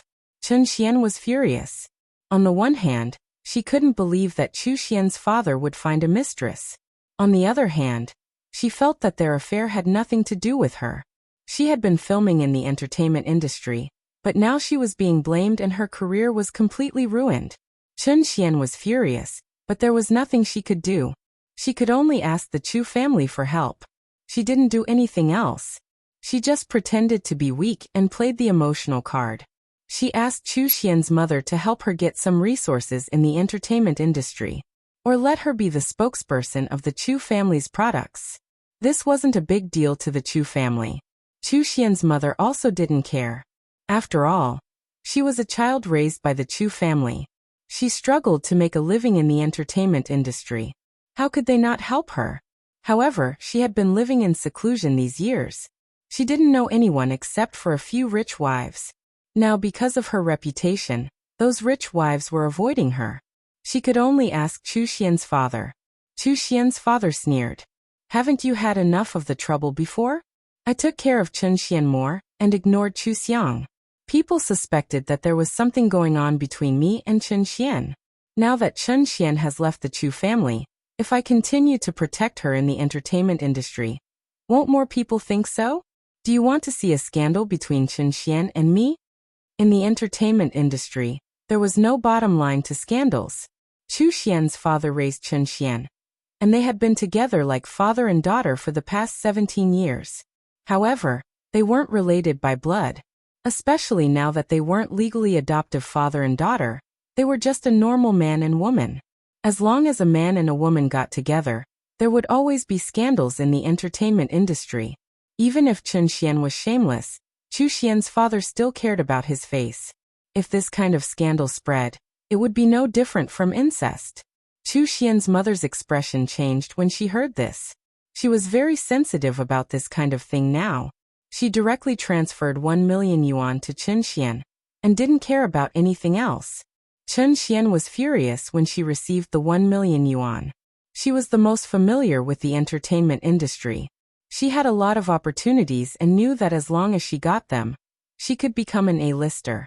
It wasn't impossible for her to become an international star. She didn't know how to do anything else. How could she be willing to live with a little savings? That was even worse than his previous life. Dong Fei also paid attention to Chen Xian's situation. Seeing that Chen Xian had been ridiculed to the point that she stopped moving, Dong Fei said to Chu Xiang, "She's done for this time, right? I thought that she was talented, but who knew that she would end up like this? However, this is all her own doing. She deserves it." Chu Xiang shook her head with a smile. "Don't look at her like that. She's a barbarian who likes to take shortcuts. How can she not eat the meat that's already in her mouth? She will definitely make use of all the resources around her. She will get better." Xiaoyan glanced at her and whispered, "If you don't want to see her on TV, let her go abroad." Chu Xiang shook her head again. "I don't watch TV much, so who cares about her? If she really goes abroad, she might be able to live a comfortable life. Don't worry about it and let her fend for herself." Chu Xiang felt that it was quite interesting to give Chen Xian a wavy life. Now that Chen Xian had risen and fallen, the next step would naturally be to rise again. However, Chu Xiang would only suppress her after she rose. At this stage, she would definitely not care about her. She would let Chen Xian rack her brains and slowly climb up. Chu Xiang was quite busy now. Every afternoon after lunch with her friends, she would take out her official business to deal with. Xiaoyan was studying with Father Xiao, and could be considered to be accompanying her. The other 3 girls would go for a walk together, leaving the 2 of them alone. Therefore, if other people saw them by chance, they would be sitting in the pavilion. The atmosphere was unusually harmonious. Gradually, news of them falling in love spread. This semester, Chu Xiang entered the rocket class. Of course, Xiaoyan went with her. In the past, Xiaoyan didn't communicate with others. If he didn't understand something, he wouldn't ask others. His grades had always hovered on the edge of the rocket class. Now that he could communicate freely, he got 33rd place in the grade at the end of the semester. Therefore, when the homeroom teacher asked Xiaoyan, Xiaoyan followed Chu Xiang to the rocket class. At first, the homeroom teacher didn't think that there was anything between the 2 of them. However, when they went to the rocket class together and continued to be desk mates, the homeroom teacher pondered in her heart. She even talked to them in private, and told them to study hard. Now more people felt that they seemed to be a good match. Someone even asked them about it. Chu Xiang was stunned by the question. She looked at Xiaoyan and glanced at his red ears. She smiled. "Xiaoyan is so good. Of course it would be good if he was my boyfriend. However, we both prioritize our studies. We won't consider dating before we go to university." "Hey, does that mean that Xiaoyan will have priority with you after he goes to university?" the classmates asked. Chu Xiang nodded matter-of-factly. "Of course, but it depends on which university we'll go to. It's still early." "Don't think about that." After they left, Xiaoyan was writing questions when he suddenly whispered to her, "I'll go to the same university as you. I'll go wherever you go." The corners of Chu Xiang's mouth curled up. "All right, then work hard. Don't fall behind me. Okay." Xiaoyan not only worked hard in his studies, but also worked hard when he learned about the company from Father Xiao. Chu Xiang could invest in her own projects. Of course, he couldn't fall behind. Otherwise, how could they walk side by side in the future?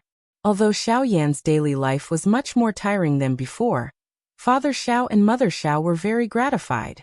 They were also very grateful to Chu Xiang. They were very supportive of their two children's decisions.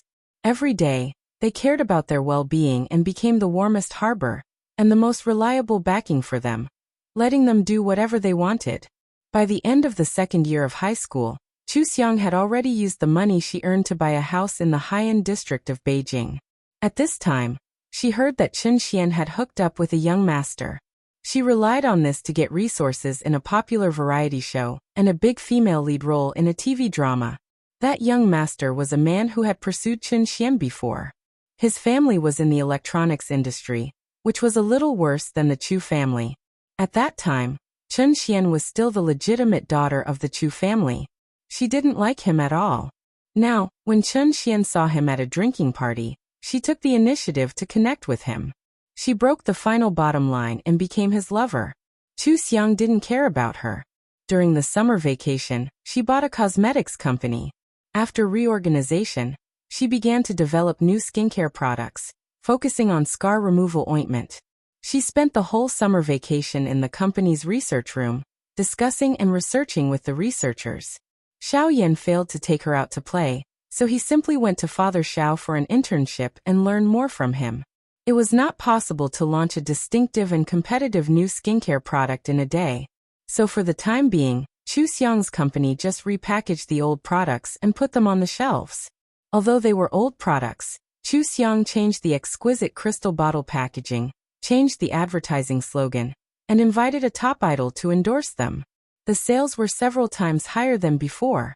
Many people who paid attention to Chu Xiang's entrepreneurship were secretly shocked. They thought that Chu Xiang was too bold to buy a company and might suffer a big loss. Unexpectedly, she began to make a profit after reorganization during the summer vacation. Even the core of the product was unchanged. What was this?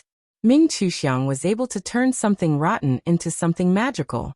Things that others couldn't sell could be sold by her. Chu Xiang's father felt bitter when he heard the news. He didn't expect that Chu Xiang had a company, and it began to make a profit. It had a good future. However, the Chu family had begun to go downhill in his hands, and the trend was obvious. He wanted to, but he didn't have the ability. Moreover, Chu Xiang's mother made trouble for him. He was really annoyed. Chu Xiang's father couldn't resist Chu Xiang's mother's insistence, so he gave half of his shares to her. Chu Xiang's mother stopped. After all, it was not good for her health to keep making trouble. She also wanted to have a rest. Her relaxation gave Chu Xiang's father a chance. Chu Xiang's father went to have a mistress. He promised to find a beautiful female doctor with hundreds of millions of yuan. He was a conservative person. He always felt that test tube babies or surrogacy were not normal births. No matter how hard he tried, he was afraid that he would be fooled by others and find a mother who was not a highly educated beauty. Therefore, he chose a mistress this time. However, he was more cautious. He rarely went to see the mistress, and he didn't tell anyone. Every time he went, he had to disguise himself. He also had other ideas. Chu Xiang's mother was not in good health, so she was annoying. She didn't know how to deal with things at home. It was as if her brain was muddled. If the mistress gave birth to a son for him, he might divorce Chu Xiang's mother and make her his son's mother. At that time, he would have a beautiful and young wife, who would be a good helper. Even if she couldn't help much, she would be much better at home. With this idea in mind, the mistress he found this time was very suitable for him. Chu Xiang found out about this through the heaven and earth mirror. She chuckled and tapped on the zero heaven and earth mirror. There are some people who live their lives peacefully, but once they encounter a crisis, the dark side of their human nature will be revealed. If you and I didn't leave the Chu family, they wouldn't have so many tricks. It wasn't just Chu Machen's father who was doing something. Chu Machen's mother wasn't done either. She accidentally aborted the mistress's child. Because it was really an accident, she was not punished.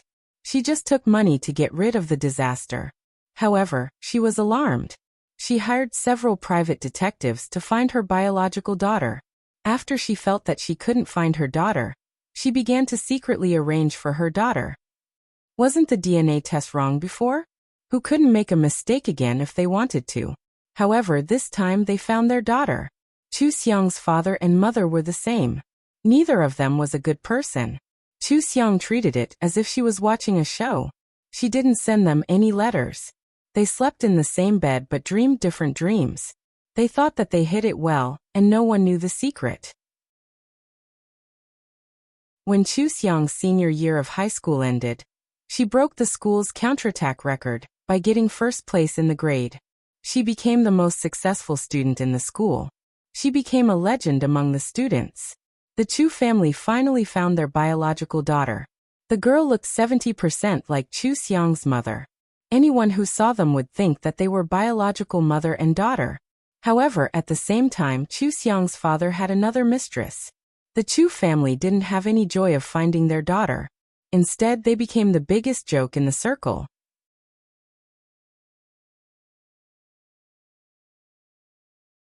Chapter 261. At a charity banquet, Chu Xiang met the Chu family again. This was the first time she met them after leaving the Chu family. This charity banquet was organized by Madame Feng, who had a high status in the circle. She had devoted her life to charity, and her family was powerful. Therefore, every time she held a banquet, countless people would ask her for an invitation. This wasn't just a simple charity. It was also a good opportunity to network. So many people would try their best to participate in it. The Xiao family, the Chu family, and even Chun Xian's sugar daddy came with them. Chu Xiang came with the Xiao family. However, Mr. and Mrs. Xiao were respected, so they were invited upstairs to have tea with Madame Feng as soon as they entered. Chu Xiang and Xiao Yan stayed in the banquet hall to chat with their friends and get to know some people. When Mr. Chu called her, she had just exchanged business cards with the boss of an advertising company. They planned to talk about a new product cooperation later. Chu Xiang heard someone calling her. She turned around with a polite smile and saw Mr. and Mrs. Chu, as well as Sister Chu, who had just been found by Mrs. Chu. She nodded and greeted them distantly. Mr. Chu, Mrs. Chu, long time no see. This must be Sister Chu. Congratulations on your family's reunion. Mr. Chu looked at her with a complicated expression. Thank you. How have you been recently? Chu Xiang said lightly, very good. Thank you for your concern, Mr. Chu. My friend is over there. Excuse me. Wait. Mr. Chu stopped her and looked at Xiao Yan beside her. He frowned and asked, this is? Chu Xiang introduced him briefly. This is Xiao Yan, my classmate. Mrs. Chu looked back and forth between Chu Xiang and Xiao Yan. She suddenly remembered that Chun Xian had once passed by. Chu Xiang's card had been suspended, and she had bought branded clothes. Maybe she was a sugar daddy. Of course, she knew that Chun Xian was now a sugar daddy. If even Chun Xian, who grew up in a noble family, could be a sugar daddy, wouldn't it be easier for Chu Xiang, who suddenly came from the slums to the prosperous world, to be confused and go the wrong way? Anyway, she didn't believe that Chu Xiang could make so much money and run a good company by herself. It would be different if she was taken over by someone else. Chu Machen's mother was now extremely sensitive about the relationship between men and women. Thinking of this, she showed some disdain in her eyes and taught her like a noble lady. The most important thing for a girl is to stay true to herself. Don't go astray because of greed and vanity. In any case, you were once our daughter. If you encounter any difficulties, you can come to us for help. Don't abandon yourself. Xiao Yan raised his head, and his eyes were as sharp as swords. Mrs. Chu was shocked, and almost couldn't help but step back. Then she became angry and said with a frown, whose child is this? Why haven't I seen it before? Chu Xiang, you haven't been in this circle for long. Be careful not to get cheated and end up with nothing. Chu Xiang gave a sarcastic smile and said, Mrs. Chu, friendship is not based on status and benefits. 20 years ago, Mrs. Chu was just an ordinary person. Now that she was rich, she judged people based on their social status. When I drowned, everyone thought I was dead. It was Xiao Yan who insisted on saving my life. He is my savior. No matter whose child he is, there is no deception between us. Thank you for your concern, Mrs. Chu. Mrs. Chu's face darkened. Chu Xiang's words were clearly scolding her for being stubborn and meddling in other people's business. Mr. Chu looked at Xiao Yan again with a surprised expression. He is your savior? Chu Xiang chuckled and said, At that time, Mr. and Mrs. Chu were busy with business and had no time to care about other things. You just thought that I drowned as a child playing house. Naturally, you didn't know that I was your savior. Now that the real daughter of the Chu family has been found, you must take good care of her. After all, Mrs. Chu tried her best to find her. Chu Xiang looked at Mrs. Chu and Sister Chu and showed an ambiguous smile, as if she knew everything, which shocked Mrs. Chu. Mrs. Chu said almost reflexively, "It's none of your business. I just reminded you out of kindness. I was afraid that you would be cheated. Forget it if you don't appreciate it. Let's go." Who would be cheated? Mrs. Xiao walked over with a glass of champagne in an elegant posture. She seemed to ask casually, but there was a kind of momentum in her, which made Mrs. Chu feel inferior. Some people had noticed the situation here before. Now that Mrs. Xiao came, more people paid attention to it. Mr. Chu hurriedly said, "Mrs. Xiao, we are just talking about the old days." "Oh, I thought Mrs. Chu was worried that my son would cheat Xiang Xiang. Although we are busy with business, we have never slackened our son's education. Please don't worry, Mrs. Chu." Mrs. Xiao walked to Xiao Yan and patted him on the shoulder. This was the first time that Xiao Yan attended a banquet as the young master of the Xiao family. Many people didn't know his identity and were surprised to see this scene. And the most surprised people were the Chu couple opposite them. Mrs. Chu's words were not polite. Mrs. Xiao's words made it seem that Mrs. Chu was questioning the upbringing of the Xiao family. How dare the Chu family? Even if the Chu family's property was 10 times more than the Xiao family's, it couldn't compare with the Xiao family's, which had been passed down for 5 generations. If Mrs. Chu had known that Xiao Yan was the young master of the Xiao family, she wouldn't have offended anyone. Now she was so anxious that she was sweating. However, Mrs. Xiao didn't let her go. She took Chu Xiang's hand in front of her and said intimately, "Xiang Xiang is a lovely girl. I liked her very much from the first time I saw her. I just thought that you had been separated from Xiang Xiang for many years and needed to spend more time with her. I didn't want to disturb you, but I didn't expect that you had such special preferences. You didn't like Xiang Xiang. Now it's even better. Xiang Xiang is not your daughter. Then I can have Xiang Xiang and spoil her." Mr. and Mrs. Chu's expressions became stiff. Mrs. Xiao was of noble status. They had to give her face. If they got angry and fell out with her, the company's business would be more difficult. So even if Mrs. Xiao scolded them, they could only listen. Mr. Chu felt the eyes from all directions. He said awkwardly, "Mrs. Xiao, you've known Xiang Xiang for a long time? I've never heard of her before. We care about Xiang Xiang very much. But Xiang Xiang is too busy to meet us." He wanted to point out that it wasn't that they didn't contact Chu Xiang. It was Chu Xiang who refused to contact them. However, Mrs. Xiao immediately said, "Xiang Xiang is too busy. She's such a young girl. She should be having fun. But she gets up early and works late to make money. She not only pays you back 1 million yuan, but also buys us gifts every weekend. She's a strong girl. She can distinguish between kindness and hatred. If she had been spoiled, how could she become the head of the family at such a young age? It's too hard." Chu Xiang said with a smile, "Mrs. Xiao, it's not hard at all because you care about me." Mr. Chu looked at the heartache on Mrs. Xiao's face and the happiness on Chu Xiang's face. He was speechless. Mrs. Xiao knew very well that Chu Xiang could distinguish between kindness and hatred. She didn't want to contact the Chu family because of the old grudges. So what? Shouldn't she? She had even paid back the money she spent on the Chu family with interest. It was too much to ask Chu Xiang to be nice to them. Chu Xiang also knew what was good and what was bad. Didn't Mrs. Xiao say that Chu Xiang bought them gifts every weekend? If Mrs. Xiao was nice to Chu Xiang, she would pay her back double. Everyone knew how the Chu family treated Chu Xiang in the past. The Chu family even had the nerve to accept money. How could they have the face to teach in front of Chu Xiang now? Mr. and Mrs. Chu felt that their faces had been peeled off. They had lost all face at this dinner party. Mrs. Xiao nodded to Mr. and Mrs. Chu. "I'm going to take the 2 children to meet Madam Chu." "Excuse me." Mr. and Mrs. Chu watched them leave respectfully.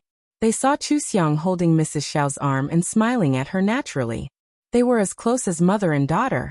Thinking that Chu Xiang called Mrs. Xiao, just now, they felt uneasy. Mrs. Chu was a little extreme because of the recent events. She didn't admit that she was wrong. Instead, she thought that Chu Xiang despised the poor and loved the rich. When she thought that Chu Xiang was her daughter in the Chu family, Chu Xiang lowered her head and didn't smile. She never called her mom intimately. Now it was the Honorable Mrs. Xiao. Chu Xiang called her Mrs. Xiao all the time. She gave her gifts and intimately flattered her. What a snob! Mr. Chu was very regretful. According to Mrs. Xiao's words, Mrs. Xiao had liked Chu Xiang very much before she left the Chu family. At that time, no one in the world knew that Chu Xiang was not the daughter of the Chu family. If they had treated Chu Xiang better, and didn't do the paternity test, Chu Xiang would still be his daughter. Maybe she would have married Xiao Yan. At that time, the Chu family would have been able to rise to a higher level with the help of the Xiao family. The development of the Chu family had stagnated for several years, and even began to reverse. Mr. Chu found that he missed such an opportunity, which was more painful than being stabbed. He even thought that if he had firmly disagreed with Chu Xiang's leaving home after the paternity test, and simply recognized Chu Xiang as his adopted daughter, he would have been able to get close to the Xiao family. As for the heir, he could find another one. Without Chu Xiang, the Chu family almost lost the only chance to move forward. It was so painful. When they went to a place where there were few people, Mr. Chu heard Mrs. Chu's muttering and complaining. He felt more and more happy, thinking of the saying that a man with a virtuous wife will have less trouble. He felt that it was all Mrs. Chu's fault for missing such a good opportunity. He was busy in the company. If Mrs. Chu, who took care of the family, had treated Chu Xiang well, how could the Chu family have fallen into such an embarrassing situation now? If he had known, he would have divorced early and married another virtuous wife. Mr. Chu missed Chu Xiang, a daughter who could bring him great benefits. He didn't like his biological daughter anymore. She was just an ordinary girl. Not only did she not know how to do things, but she was also not as good as Chu Xiang. Why couldn't his daughter be Chu Xiang? Chu Xiang saw their expressions from a distance, and slightly raised the corners of her mouth. They were really divided at heart. Maybe there would be a dog-eat-dog show soon. Thanks to Mrs. Chu, the girl she found who pretended to be Sister Chu was 70% similar to her.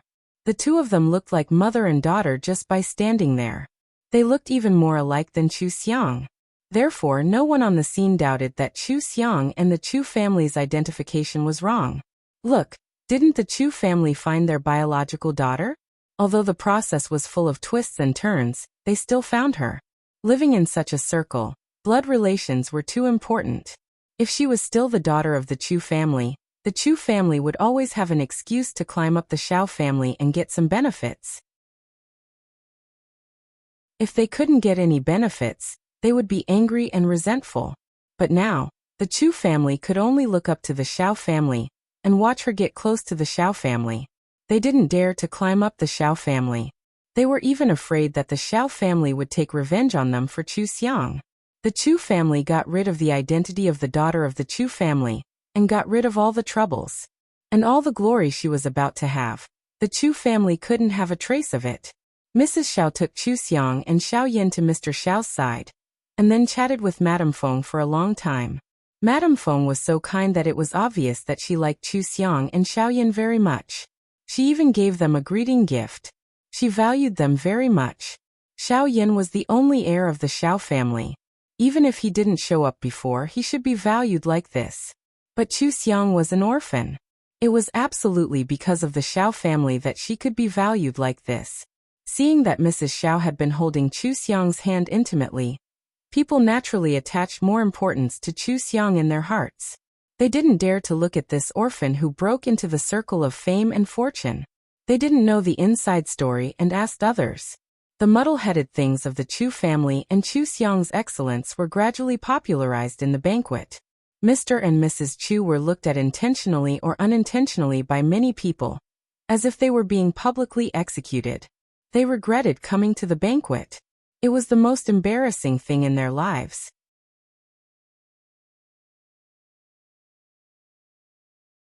Chapter 262. At the charity banquet, Mr. and Mrs. Xiao took Chu Xiang and Xiao Yan to meet several big shots. They also introduced many young elites to them and asked them to hang out together. These young people were basically the heirs of various families, and they were outstanding elites. Chu Xiang and Xiao Yan talked with them. They were not shy at all and could talk about anything. People who just met them were also willing to get in touch with them more. Soon, they made an appointment for the next meeting. Chu Xiang also exchanged business cards with many people because she founded the company by herself. With Mrs. Xiao's protection in public before, everyone was willing to form a good relationship with Chu Xiang. Whether she would become the daughter-in-law of the Xiao family in the future or not, Mr. and Mrs. Xiao liked her so much. She could help them by saying a few good words. Therefore, they must make friends with her. On the other hand, no one cared about Mr. and Mrs. Chu at the banquet. Every time they wanted to take the initiative to talk to someone, the other party would politely and distantly say a few words, and immediately find an excuse to leave. The Chu family's reputation was already bad, and the Chu group was also going downhill. If they were close to them, not only would they not get any benefits, but they might also offend the Xiao family. Only a fool would be willing to talk to them. Therefore, Mr. and Mrs. Chu couldn't integrate into this rare Vanity Fair at all. The longer they stayed, the more embarrassed they seemed. However, they couldn't leave early, otherwise, they would be even more embarrassed. Chen Xian followed the child. When she first saw Chu Xiang, she was very surprised. She thought that Chu Xiang also relied on a man to get in like her. At this time, she was very lucky that she didn't go to Chu Xiang and mock Chu Xiang in front of her. Otherwise, she would be the one embarrassed now. She saw Mr. and Mrs. Chu teaching Chu Xiang from a distance. She also saw Mrs. Xiao make Mr. and Mrs. Chu bow to her with a few words. However, Mrs. Xiao loved Chu Xiang very much. She even took Chu Xiang to expand her network and introduced her to Madame Feng. She was so surprised that she almost lost her composure in public. She clenched her teeth and didn't say anything at all. However, she was crazy with jealousy in her heart. Her heart ached, and ached with regret. She had been reborn and had been classmates with Xiao Yan for 2.5 years, but she didn't know that Xiao Yan had such a powerful background. In her previous life, Xiao Yan didn't say a word until he graduated from high school. He even went abroad to study and never came back. The Xiao family had never mentioned who their young master was. Why was it different in this life? Was it because Xiao Yan had saved Chu Xiang from drowning? Thinking about it carefully, that was indeed the first time Xiao Yan had spoken. Chen Xian felt even worse because she was the one who made Chu Xiang drown. She pretended to fall into the water and deliberately dragged Chu Xiang into the water. Didn't that mean that Chu Xiang had such a powerful backer all because of her? She was now like a pug trying to please the playboy she used to despise. However, Chu Xiang got involved with the Xiao family because of her trap. She entered the high gambling circle of the air and stole the limelight at the dinner party. As long as she thought about Chu Xiang's future development, she felt as if her heart was being cut by a knife. It was so painful that she couldn't even breathe properly. Chu Xiang had noticed Chen Xian long ago. Naturally, she also noticed the jealousy and unwillingness that Chen Xian was trying to hide. She deliberately followed Chen Xian when she went to the bathroom alone. Chen Xian saw her touching up her makeup in front of the mirror. She lowered her head to hide the resentment in her eyes, and washed her hands quietly. In the past, she dared to ridicule and insult Chu Xiang. Now that she knew that Chu Xiang had the Xiao family as her backer, she didn't dare to provoke her. Chu Xiang looked at her in the mirror and smiled. "I haven't thanked you for creating such a good opportunity for me." Chen Xian looked up in surprise. "What?" Chu Xiang put the lipstick into her handbag and smiled. "When I transferred schools, didn't you deliberately make me deskmate with Xiao Yan? You thought that if he didn't talk and didn't have a prominent family background, it would be easier for you to isolate me and prevent me from getting any help. I didn't expect that Xiao Yan and I would be so fated. He saved me, was willing to speak up for me, and revealed his identity for me. Even his parents love me like I'm their own daughter. This is all thanks to you." Chen Xian clenched her teeth tightly. Soon the taste of blood filled her mouth. She said with a stiff and humiliated face, "I've been kicked out of the Chu family. You've already taken your revenge. I won't bother you in the future." Please forget about me. Chu Xiang looked at her calmly. She slowly revealed a nasty smile that scared her. You're quite flexible, aren't you?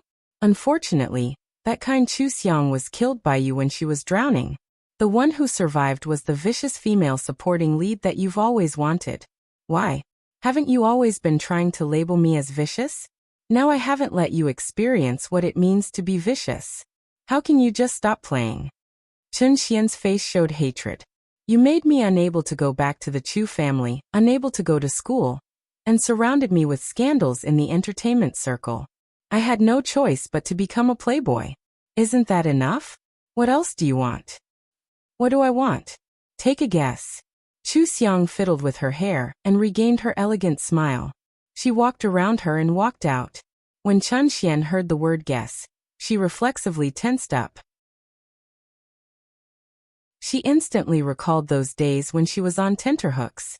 She turned around and shouted, "Aren't you afraid that I'll expose your true face? Will the Xiao family still like you then?" Chu Xiang walked with her back to her. You can try. Will anyone believe it? Who are you? A playboy kept by a playboy? Ha! Chu Xiang had already walked out of the bathroom and returned to the banquet hall. Chen Xian's chest rose and fell violently. She stared at the direction where she left and hammered the sink hard. She thought quickly and couldn't help guessing how Chu Xiang would deal with her. She was scared, really scared. For the first time, Chu Xiang let her guess and she was driven out of the Chu family. For the second time, she was surrounded by scandals and fell into the abyss as soon as she became popular. Now it was the third time. What was Chu Xiang going to do? It was not easy for her to become popular with the help of the playboy. Recently, there were interesting stories about her gradually clearing her name in variety shows. As long as no one hurt her, she would be promoted to the A-list sooner or later. But now, was she going to fail again?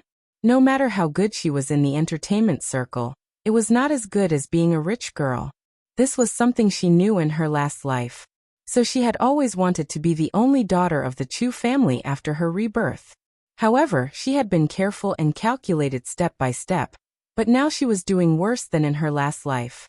Not only did she break the line, but she also offended Chu Xiang, who had a backer. What was the difference between this and offending a business tycoon?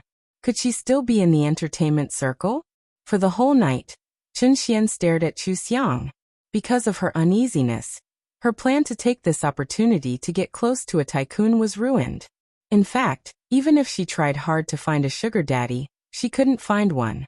The people who came today only heard of Chu Xiang before, but tonight they knew how important Chu Xiang was to the Xiao family. There were so many beautiful women. Who would be so blind to hook up with Chu Xiang's rival? Wouldn't that be looking for trouble? Even the young man who kept Chen Xian as a mistress regretted it. As soon as the banquet was over, he told Chen Xian not to look for him anymore. Chen Xian flattered the young man for a long time before she could come to the banquet. Who knew that she didn't get any benefits and even lost her long-term meal ticket. She used to be pursued by a young man for a long time, so she always had a sense of superiority. She was bold and directly quarreled with the young man. Who knew that she was ridiculed by the young man? He was not stupid. He was willing to keep her just because he wanted to see his former woman flatter him. Besides, the variety show and film TV series that Chen Xian asked him to invest in were quite profitable. Naturally, he was happy to get both money and beauty. Now he knew that Chen Xian had the support of the Xiao family. Of course, he didn't miss her at all and told her to get out as far as possible. Chen Xian lost her sugar daddy and had a premonition that Chu Xiang was going to deal with her. She really didn't feel safe at all. She began to lose sleep again. Chu Xiang seemed to have become a psychological shadow. She worked hard to develop herself in the past year, and became popular again. But as soon as Chu Xiang appeared, she was extremely afraid that she would be beaten back to the original. She discussed with her team, and made several public relations plans in advance. She was afraid that Chu Xiang would release her dark secrets. Even the fact that she was kept as a mistress was packaged by her as a free love. She was always ready. She felt that she would not be defeated by Chu Xiang since she was so well prepared. Chu Xiang didn't intend to release any dark secrets about her at all. It was so hard for her to make those things. Chen Xian was not worth her time. Anyway, she had a lot of backup plans, which were set up when she just traveled through time. Although she was busy at that time, and did a lot of things, the trap she dug and the trap she set up were effective for a long time. It was enough to deal with these people. Chu Xiang asked the heaven and earth mirror to keep an eye on Chen Xian's mother. After Chen Xian's mother was released from prison after a year, she sent a message to her, telling her Chen Xian's address, the location of the film crew, the location of the variety show, as well as Chen Xian's current mobile phone number and savings. Chen Xian's mother was specially taken care of by Xiao Yan when she was in prison. She only stayed in prison for a year, but it seemed that she had suffered for a lifetime. Now she looked more than 10 years older than before. Her face was blank and her hair was gray. But the moment she saw the message, a strong hatred burst out from her eyes. Chu Xiang and Chen Xian sent her to prison together. Every time she suffered a little, her hatred for them deepened. She had long vowed to kill them when she was released. Now she knew where Chen Xian lived, so she immediately rushed to Chen Xian's place. She also searched the internet, and found that the content of the message was true. Chen Xian was indeed popular. This year, Chen Xian's TV series and variety show were very popular, so she must have made a lot of money. Chen Xian sent her biological parents to prison, and enjoyed her starry life. She deserved to die. She must make Chen Xian regret it. Not long after, Chu Xiang started school, and started the second semester of the third year of high school. In school, she heard that Chen Xian didn't recognize her biological mother, and was brought to the film crew by her biological mother. In front of many reporters, she cried and complained how unfilial Chen Xian was. Chen Xian's TV series had just started shooting. Because of Chen Xian's mother, the director and investors were angry and replaced Chen Xian. Chen Xian's image, which had just been cleaned up, was tarnished again because of Chen Xian's mother's accusations. No matter how Chen Xian explained and cried that the Chen couple had abused her, and that she had never raised her, it was useless. Blood ties were blood ties. No matter what, there would be countless bystanders who would make sarcastic remarks. Chen Xian's unfilial behavior was confirmed, and her biological mother had personally confirmed that her character was bad. A large number of fans left her. Chen Xian tempted Chen Xian's mother to look for Chu Xiang. In the end, before Chen Xian's mother could see Chu Xiang, she was put in a sack and beaten up. She was asked if she still wanted to go in. Chen Xian's mother was so scared that she didn't dare to look for Chu Xiang again. Chen Xian thought that Chen Xian's mother was afraid of being beaten, so she hired people to threaten her. Who knew that Chen Xian's mother was sure that she had no one to back her up, so she directly called the police and found reporters. She made a big deal out of it, and let everyone know that Chen Xian was unfilial, and even beat her biological mother. The police found out that it was the gangsters who beat Chen Xian up, and then they found out that Chen Xian was the one who punished Chen Xian to pay compensation. This time, Chen Xian couldn't clear her name anymore. She was on the hot search list, and everyone wanted to beat her up. Many people even suspected that she had been abused.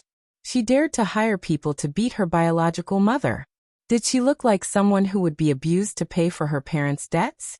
Chen Xian didn't dare to let Chen Xian's mother continue to make trouble, so she could only agree to give her money. However, Chen Xian's mother insisted on living with her. She tortured her, made her do the laundry and cook, and scolded her whenever she was unhappy. Chen Xian didn't have a good day. Chen Xian suddenly remembered that Chu Xiang's method to deal with her this time was Chen Xian's mother. Why wasn't she an orphan? If she wasn't tied down by blood like Chu Xiang, she wouldn't have ended up in such a sorry state. Chu Xiang realized that she seemed to have been hit hard this time. She seemed to have given up on herself. How could this be? Life still had a long way to go. Chu Xiang provided Chen Xian with a way out. She told Chen Xian that Chu Xiang was a fake daughter arranged by Chen Xian's mother. It was very easy for the mother and daughter who used to be close to each other to become enemies.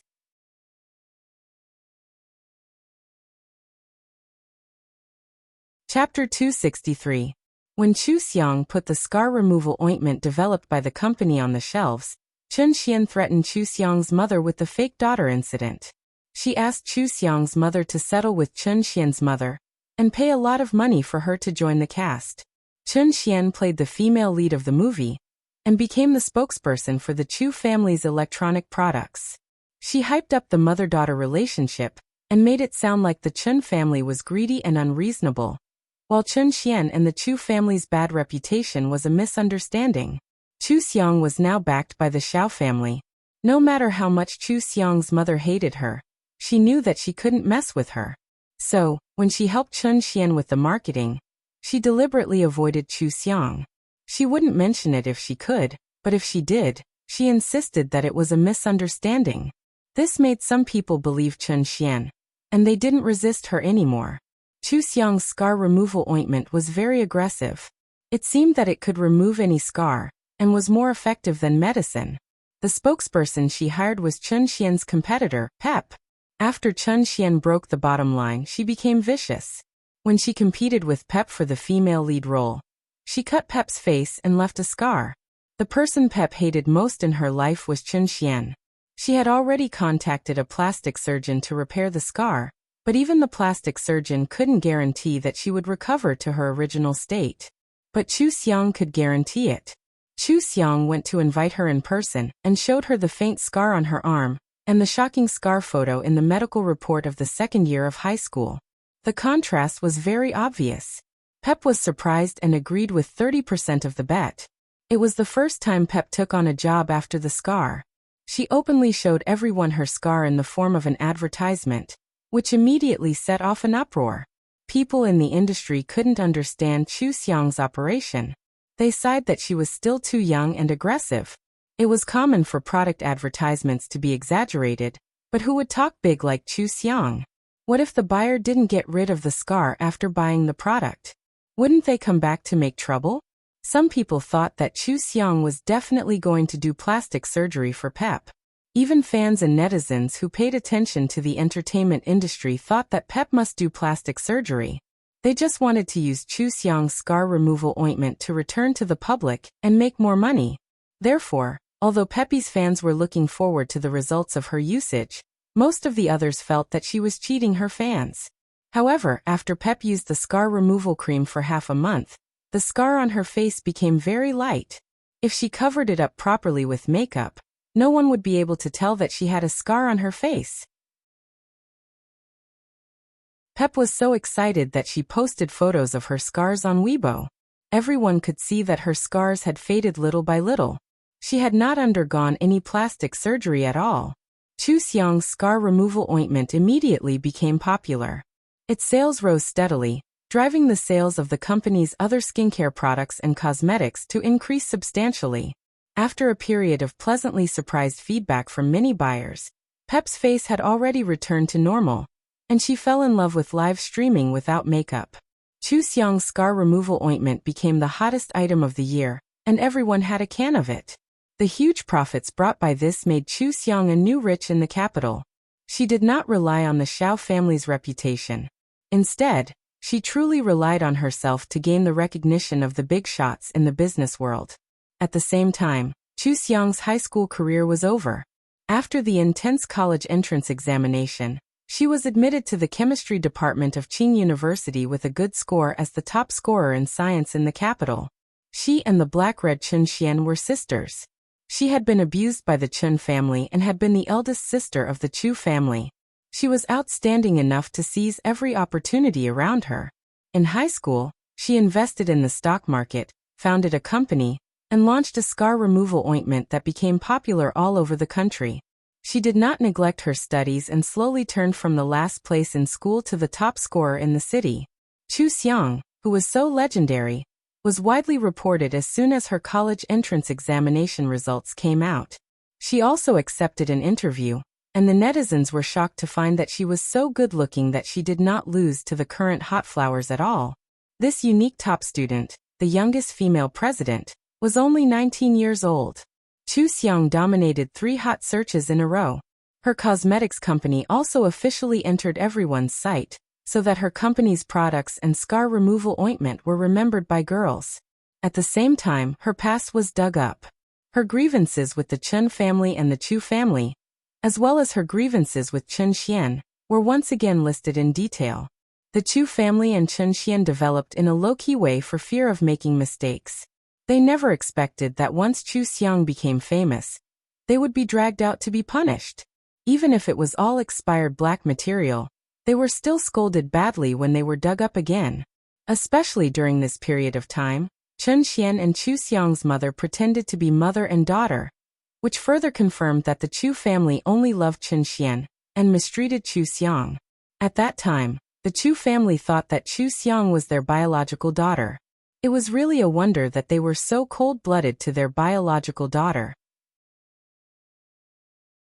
No wonder the Chu family taught Chen Xian to send her biological parents to prison.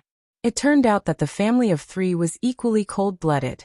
At this time, Pep seized the opportunity and bought marketing accounts and paid Internet Water Army to expose some of the evidence she found, directly accusing Chen Xian of disfiguring her. Although this evidence was not enough to call the police and convict Chen Xian, it was enough to kill Chen Xian in the entertainment industry. Originally, everyone believed that Chen Xian had harmed Chu Xiang in the past. Now that she had harmed Pep, it was like confirming her viciousness, and the netizens all wanted her to get out of the entertainment industry. Then, before Chu Xiang and Xiaoyan graduated and went on a trip, she kindly helped the Chu family's couple find out the other's hidden secrets. Chu family's father promised another son, and Chu family's mother pretended to be a daughter in order to protect her status. The Chu family immediately fell into chaos. Chu family's father would never allow a fake daughter to enjoy the inheritance of the Chu family, and Chu family's mother would never allow the family business to be taken advantage of by a third son. They had no time to deal with Chen Xian because of their internal strife. Chen Xian was beaten by Pep to the point that she could not fight back and fell into the mire again. Chen Xian had no bargaining chip to threaten Chu family's mother, so Chu family's mother naturally no longer helped her to suppress Chen Xian's mother. Chen Xian's mother made a comeback and resented Chen Xian even more. She pestered Chen Xian like a poisonous snake, making Chen Xian's already difficult situation worse. Every day was extremely painful. Chu Xiang and Xiaoyan went to the beach in Hawaii for a vacation, and then went to the north to see the aurora. They also went to the desert to ride camels. During the whole vacation, they were in a very good mood. Finally, in a scenic spot at the end of the sea, Xiaoyan confessed to Chu Xiang with a diamond necklace that he designed himself. The pendant of the necklace was in the shape of a pair of wings, and in the middle of the wings was a heart-shaped diamond. It was very beautiful on Chu Xiang's neck and matched her very well. Xiaoyan took her hand, looked into her eyes and said seriously, "Xiang Xiang, in my heart, you are my servant. Because of you, I am who I am today. Be my girlfriend and stay with me in the future, okay?" Chu Xiang touched the pendant, raised her eyebrows and smiled. "Servant? But I think I am more like a witch." "Even if you are a witch in everyone's eyes, in my heart, you are still my servant. I love you." Xiaoyan did not say any more mushy words. He was just a walking corpse in the past, and it was Chu Xiang who saved him. No matter when Chu Xiang was his servant. Chu Xiang smiled and tiptoed to touch his lips gently. "If you want to be with me, don't regret it in the future." "I will never regret it." Xiaoyan hugged her gently and kissed her red lips. The two's latest moments were photos of them at the end of the sea. The smiles on their faces and their interlocked hands showed that they were in a relationship. People who guessed that they were in a relationship also confirmed that Chu Xiang was the future daughter-in-law of the Xiao family. Especially Father Xiao and Mother Xiao, they even liked the two's moments and asked them to have fun. This was a daughter-in-law who had been recognized by her parents-in-law. No one in the business circle of Hua Nation dared to look at Chu Xiang, who had suddenly risen, and no one dared to bully her. Chu Xiang's company was going smoothly without any obstacles. After she went to college, she devoted herself to the development of cosmetics formulas, and most of the company's money was invested in the research lab. However, the return on investment was huge. She could always lead the team to develop better products, update, and quickly improve the value of her brand. Lin Mu was the name she gave to the company by borrowing part of her name. Now Lin Mu's cosmetics brand had a place among the several major brands in China, and its prospects were infinitely good. Chu Xiang, the young and beautiful female president of a top school, had also joined the ranks of the rich. She was the top rich person who attracted the attention of netizens, and her popularity was comparable to that of an A-list star. There was no other way. Chu Xiang was not only beautiful, but also the top scorer of the college entrance examination. She was a 19-year-old rich person who started from scratch and had a legendary background. She was completely in line with the image of beauty and strength that the public liked. Once she became famous, she could no longer keep a low profile. Her test results in college were exposed and discussed. She was so outstanding in all aspects. The more people knew her, the more they liked her. They felt that she was a real treasure girl, and her popularity was naturally high. In contrast, Chen Xian, who had tried her best to climb up in the entertainment circle, was miserable. She fell into the mire and couldn't climb up no matter how hard she tried. Seeing that Chu Xiang was so popular without doing anything, she was so jealous that her eyes turned red. But she didn't dare to do anything. Chu Xiang was almost publicly known as the daughter-in-law of the Xiao family. How could she, a star who couldn't even find a sugar daddy, dare to try her luck? The Chu couple didn't have it easy either. They didn't hold back at all when they fought. Mother Chu once again caused the third miscarriage. The last time was an accident, but this time she did it on purpose. However, the Chu family couldn't have such a scandal. Even if Father Chu was crazy with anger, he still paid a lot of money to settle the third miscarriage, and settled it privately. But the fake daughter that Mother Chu found couldn't be kept. Father Chu resolutely drove her away. In this situation, even if they weren't there, the outside world could still see some inside information. They felt more and more that the Chu family was going to fail, and the development of the Chus would be more difficult. Since Xiao Yan learned from Father Xiao in the company, he had been committed to snatching the projects of the Chus and suppressing the Chus. Naturally, others saw it and made things difficult for the Chus.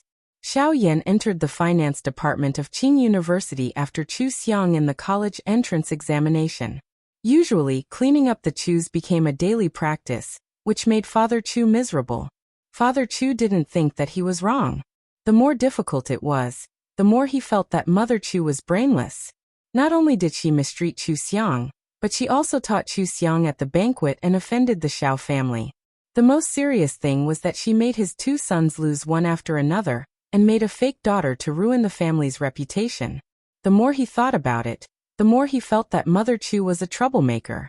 Under internal and external troubles, he resolutely proposed a divorce. When Chu Xiang received Mrs. Chu's call, she was stunned for a moment. When she heard that Mrs. Chu wanted the Xiao family to stop targeting the Chu family, she laughed. You don't know pain until you cut yourself. Now you know pain?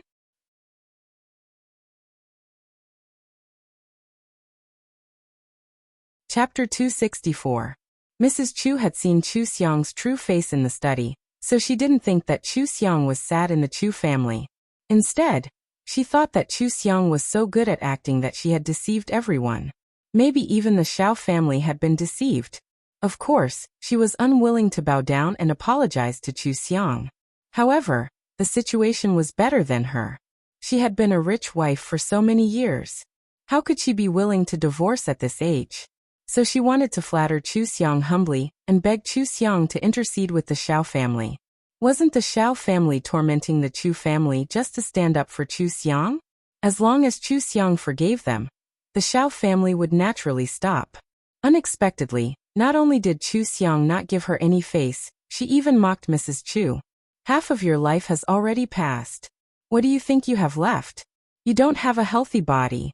You don't have filial children. You don't have a loving husband. You don't have a good friend. You don't even have a reliable company. You are so pitiful. Chu Xiang's mother trembled with anger. Chu Xiang, don't forget that we brought you from the slums to the upper class. If it weren't for us, you would have been at the bottom all your life. How could you have achieved what you have today? Now you turn against us. Aren't you afraid that you will be ungrateful? Chu Xiang chuckled and said, Is there anyone? Why do you think I left after the Chu family's background was exposed? Isn't it because I want people to see how you treat me? Do you think that when the Chus goes bankrupt, someone will accuse me of being ungrateful? You have gone too far. Mrs. Chu thought of the scandals about the Chu family and knew that everyone would think that the Chu family deserved it. But she was shocked when she thought about it. You did it on purpose? You deliberately let everyone know about our family's affairs and then left. You arranged all this. Did you know that you were not our daughter? You did the first paternity test, didn't you? You deliberately misled us and made us think that you were our daughter. Then, you stepped on us to enter the upper-class circle. After you got into the Xiao family, you kicked us aside and even wanted to trample us to death, right? Chu Xiang neither admitted nor denied it. She only smiled and said, Mrs. Chu, you have a rich imagination. All right, today's entertainment time is over. I'm busy. Goodbye. Hey. Hello. Mrs. Chu was exasperated. She rushed to the company and told Mr. Chu what she had guessed. In the end, Chu Xiang's father flew into a rage. He felt that her brain had been flooded with water. How could a poor girl like Chu Xiang tamper with the test report? Even if she had the heart, she didn't have the money. Furthermore, the DNA testing agency was chosen by the Chu Xiang. It was impossible for Chu Xiang to know about it in advance and tamper with it. After such a quarrel, Mr. Chu began to suspect Mrs. Chu. After all, Mrs. Chu had just brought back a fake daughter. Then, could it be that Mrs. Chu had also tampered with the test report and made him mistakenly think that Chu Xiang was the daughter of the Chu family? No wonder Mrs. Chu had never been a kind mother since Chu Xiang came back. She always blamed Chu Xiang in front of him, which made him annoyed with Chu Xianglai. No matter how he thought about it, Mrs. Chu was the culprit and the cause of all the trouble. Mr. Chu was even more determined to divorce Mrs. Chu. He even moved out and didn't want to see Mrs. Chu anymore. Mrs. Chu had the shares of the company, but she didn't say a word about it. She was in low spirits and couldn't sleep at night. She had a headache during the day. Every day of her life was torture. Chu Xiang's words often lingered in her ears. She had lived for most of her life. What did she have left? She had nothing. At most, she only had the dividends given by the company. However, the company was going downhill. She might even have a problem in providing for her retirement. Chu Xiang's words had a great impact on Mrs. Chu. She didn't feel safe at all. At this time, Chen Xian knew about their problem and came to her. She comforted her like a good and considerate daughter and helped her deal with Mr. Chu. She held Chen Xian tightly as if she was holding a driftwood in the water. She despised Chen Xian for many things she had done. Chen Xian was no longer a good daughter in her heart. But after all, Chen Xian was the daughter she had raised for 17 years. She still trusted Chen Xian a little. At this time, she was willing to let Chen Xian do something for her. Anyway, Chen Xian wanted money. She just needed to give Chen Xian some money. They both took what they needed. Chen Xian had known a lot of people in her wavy life. At this time, she didn't have the upper hand in front of Mr. Chu, so she had a bad idea. She made a lot of trouble for Mr. Chu in private. She even bribed the employees of Mr. Chu's company to get the secrets and threatened Mr. Chu not to divorce her. If Mr. Chu divorced her, she would leave with nothing. She had a good idea. Mrs. Chu was in poor health. She was not as smart as she was when she was young. Mrs. Chu didn't guard against Chen Xian, so it was easier to fool her. Chen Xian clung to Mrs. Chu tightly. When Mrs. Chu passed away in the future, Mrs. Chu's shares would be left to her. If she had a way to take over Mr. Chu's shares, she would still be the only heir of the Chu group. When Chu Xiang had just transmigrated, the 3 members of the Chu family were still a close family. Now, in just a short 2 years, they were like enemies to each other. Each of them was cold-blooded and merciless in scheming against each other. Chu Xiang didn't do much later. She just sowed discord and hypnotized them. Coupled with the traps she had set in the beginning, the Chu family was in a mess. They were worse and worse day by day. Chu Xiang's business was getting bigger and bigger. In addition to her main business of cosmetics, she also made a lot of other investments. At first, it wasn't obvious. But after 2 or 3 years, the industry insiders were shocked to find that none of her investments lost money. They all made a lot of money. She could be said to be the best in the industry. When Chu Xiang graduated from college, her Linmu Cosmetics had become an internationally famous brand and sold well all over the world. The scars on her body had disappeared completely, and her skin became jade-like. She became the best spokesperson for Linmu's scar removal ointment, making this ointment the hottest item in the world. Almost everyone had a can of it. Even the medical industry classified it as a scar removal medicine after testing the ingredients of the product. The scar removal ointment became Linmu's trump card product. In recent years, every time the scar removal ointment became popular, people would mention the scars on Chu Xiang's body. Then people began to explain how Chu Xiang got her scars, how she was abused in the Chen family, how she was malnourished in the Chu family, and how she was framed by Chen Xian at school. Every time Chu Xiang made some achievements, the Chen family, the Chu family, and Chen Xian would pull her out and flog her. As Chu Xiang's personal charm gradually showed, many people began to boycott the products of the Chu family. Anyway, they would buy any brand of electronic products, and the difference was not big. Why should they buy the Chu family's products? The real estate industry was already in a slump, and the electronic industry was also very competitive. Although Mr. Chu tried his best, the Chu family was still going downhill rapidly. Its assets had shrunk significantly, and its social circle had dropped a level. Xiaoyan had stopped dealing with the Chu family. He followed Mr. Xiao and prepared to take over the Xiao family's industry. Chu Xiang had never dealt with the Chu family directly. However, even if they didn't do anything, the decline of the Chu family couldn't be stopped. In recent years, Mr. Chu had repeatedly proposed a divorce, but Chen Xian and Mrs. Chu had disrupted his plan. He had a mistress and asked Daiyu to do test tube babies, but Mrs. Chu had ruined it again and again. The relationship between the couple had been exhausted. Mr. Chu became more and more anxious, and Mrs. Chu also became more and more collapsed under the torture. In the end, Mrs. Chu was diagnosed with a mental problem. This kind of slight mental problem could be cured slowly, as long as it could make her relax. However, Mr. Chu sent Mrs. Chu to the sanatorium. With the psychiatric evaluation, no one could say that he was wrong. After all, Mrs. Chu had caused the death of his 2 unborn children. Who knew if something worse would happen if such a person was left outside? Mrs. Chu saw that the situation was hopeless, so she let Chen Xian take charge of her shares, not letting go of any opportunity to make trouble for Mr. Chu. Mrs. Chu had regarded Mr. Chu as an enemy, so she naturally wouldn't consider anything else. Chen Xian only wanted money and the company.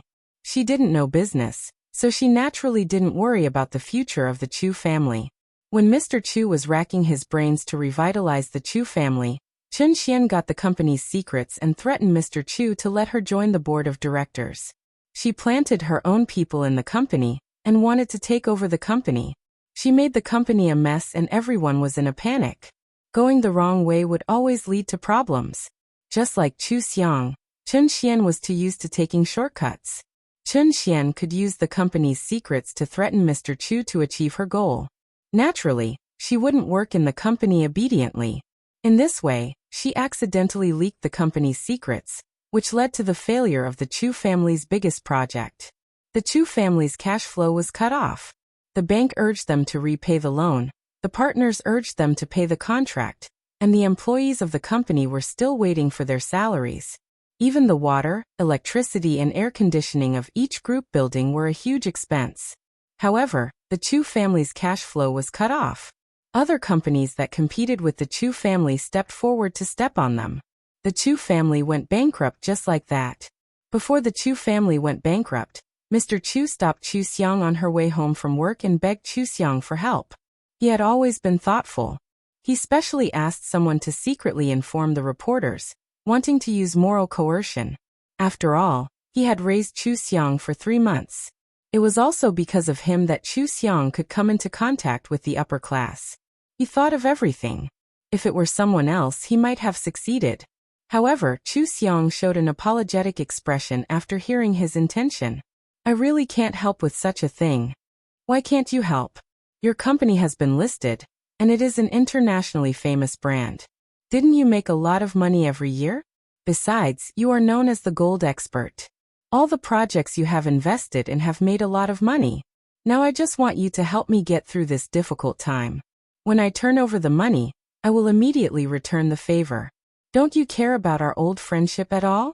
You're not such a cold-blooded person. Chu Xiang's father cried as he roasted Chu Xiang over the fire. However, Chu Xiang didn't look nervous at all. She just said, "Mr. Chu, don't worry. I understand your feelings. But since I met Madame Feng at the charity banquet, I have been paying attention to charity.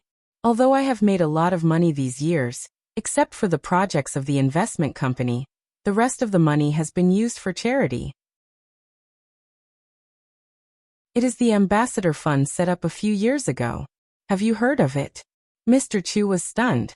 Of course, he had heard of the Ambassador Fund, because the Ambassador Fund was mainly to help people find their lost relatives. Anyone could go to the Ambassador Fund to record their DNA. The Ambassador Fund would compare their DNA every month. If there was a match, they could find their relatives.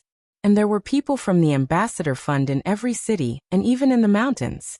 They were dedicated to helping people find their relatives and reunite with their families. He had also gone to record his DNA before. Although he had given up looking for his daughter long ago, he thought that the Ambassador Fund could help him find her. But he didn't know that Chu Xiang was the founder of the Ambassador Fund. Chu Xiang. Was it because of her own experience? He thought so. And of course the reporters present also thought so. Chu Xiang was a legend of the new generation. Her story was well known. Every reporter knew that her parents were missing and had never been found.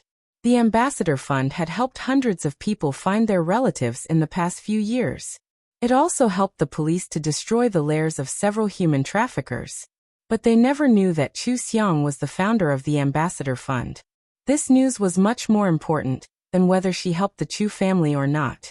The reporters flocked to Chu Xiang anxiously to interview her about the Ambassador Fund. They squeezed Mr. Chu, who was absent-minded, to the periphery and didn't say a word to Chu Xiang anymore. Chu Xiang didn't make any waves if she didn't help the Chu family. Her money was used for charity. So what if she didn't help the Chu family? She had no blood relationship with the Chu family.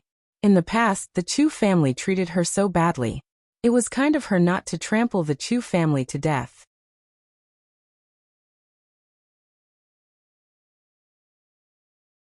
Chapter 265. As soon as the news of Chu Xiang's foundation was exposed, people praised her for her kindness. Of course, they also brought up the matter of the Chens and the Chens. Despite being treated harshly by the two families, she didn't give up the glory of humanity and did her best to help other families reunite. How could such a Chu Xiang not be good? Anyone who didn't treat her well would be educated by the netizens. And those students who had once isolated Chu Xiang had become Chu Xiang's most loyal fans. They witnessed the process of Chu Xiang's counterattack with their own eyes. They also regarded Chu Xiang as the best role model in life. While the Chens were flourishing, the Chens went bankrupt. The Chu family's villas and luxury cars had all been sold. Everything had been cleared. Because there were many breaches of contract, they could only be regarded as an ordinary family in the end. Naturally, the Chens couldn't afford the expenses of the nursing home. She successfully returned to live with the Chen's father. Chen Xian was driven away by them. The Chen's father wanted to investigate who was responsible, but he didn't have enough evidence. He could only watch Chen Xian get away with it. Chen Xian never expected that the Chens would go bankrupt in her rebirth. She felt like she was dreaming. Seeing Chu Xiang's business prosper, she suddenly had a guess. Could the Chens have also faced a crisis in her previous life? And the Chen's later glory was all brought by Chu Xiang? Then in her previous life, the Chens didn't acknowledge her. Was it because Chu Xiang could bring great benefits to them? Otherwise, in her previous life, she didn't do anything unfilial. At most, she entered the entertainment industry and made them unhappy. Why did they insist on not acknowledging her? Everything made sense. The Chen's couple were the epitome of selfishness. Otherwise, in this life, it was impossible for her to neglect Chu Xiang and make her malnourished. They only loved themselves and only loved children who could make them proud. Thinking this through made Chen Xian feel even more miserable. In this life, she had driven away Chu Xiang for the sake of her own good. In the end, the Chu group was also ruined, and she didn't end up well either. If she had known all this earlier, she would have been best friends with Chu Xiang after her rebirth. Chu Xiang didn't feel distressed when she spent so much money on charity. If she had been concerned about her, she would not have been stingy and shared half of the Chus with her. Unfortunately, it was too late. Now that she had nothing, she could only return to her old profession and enter the entertainment industry again. This time, she wasn't picky about finding a sugar daddy. She followed a bald, beer-bellied coal boss and acted as the second female lead in a TV drama. Although she had a lot of haters, it was better to have some attention than no one knew her. Her acting skills were not bad, and there were still people who wanted her to be the second female lead. Chu Xiang's investments gradually expanded to foreign countries. She was involved in profitable projects all over the world. Her name of Golden Hand was becoming more and more famous. With her huge financial support, Chen Xian's foundation became a well-known missing persons system. Anyone who had lost a family member had to go to the foundation to register. As more and more relatives were reunited, people's trust and gratitude for Chu Xiang increased day by day.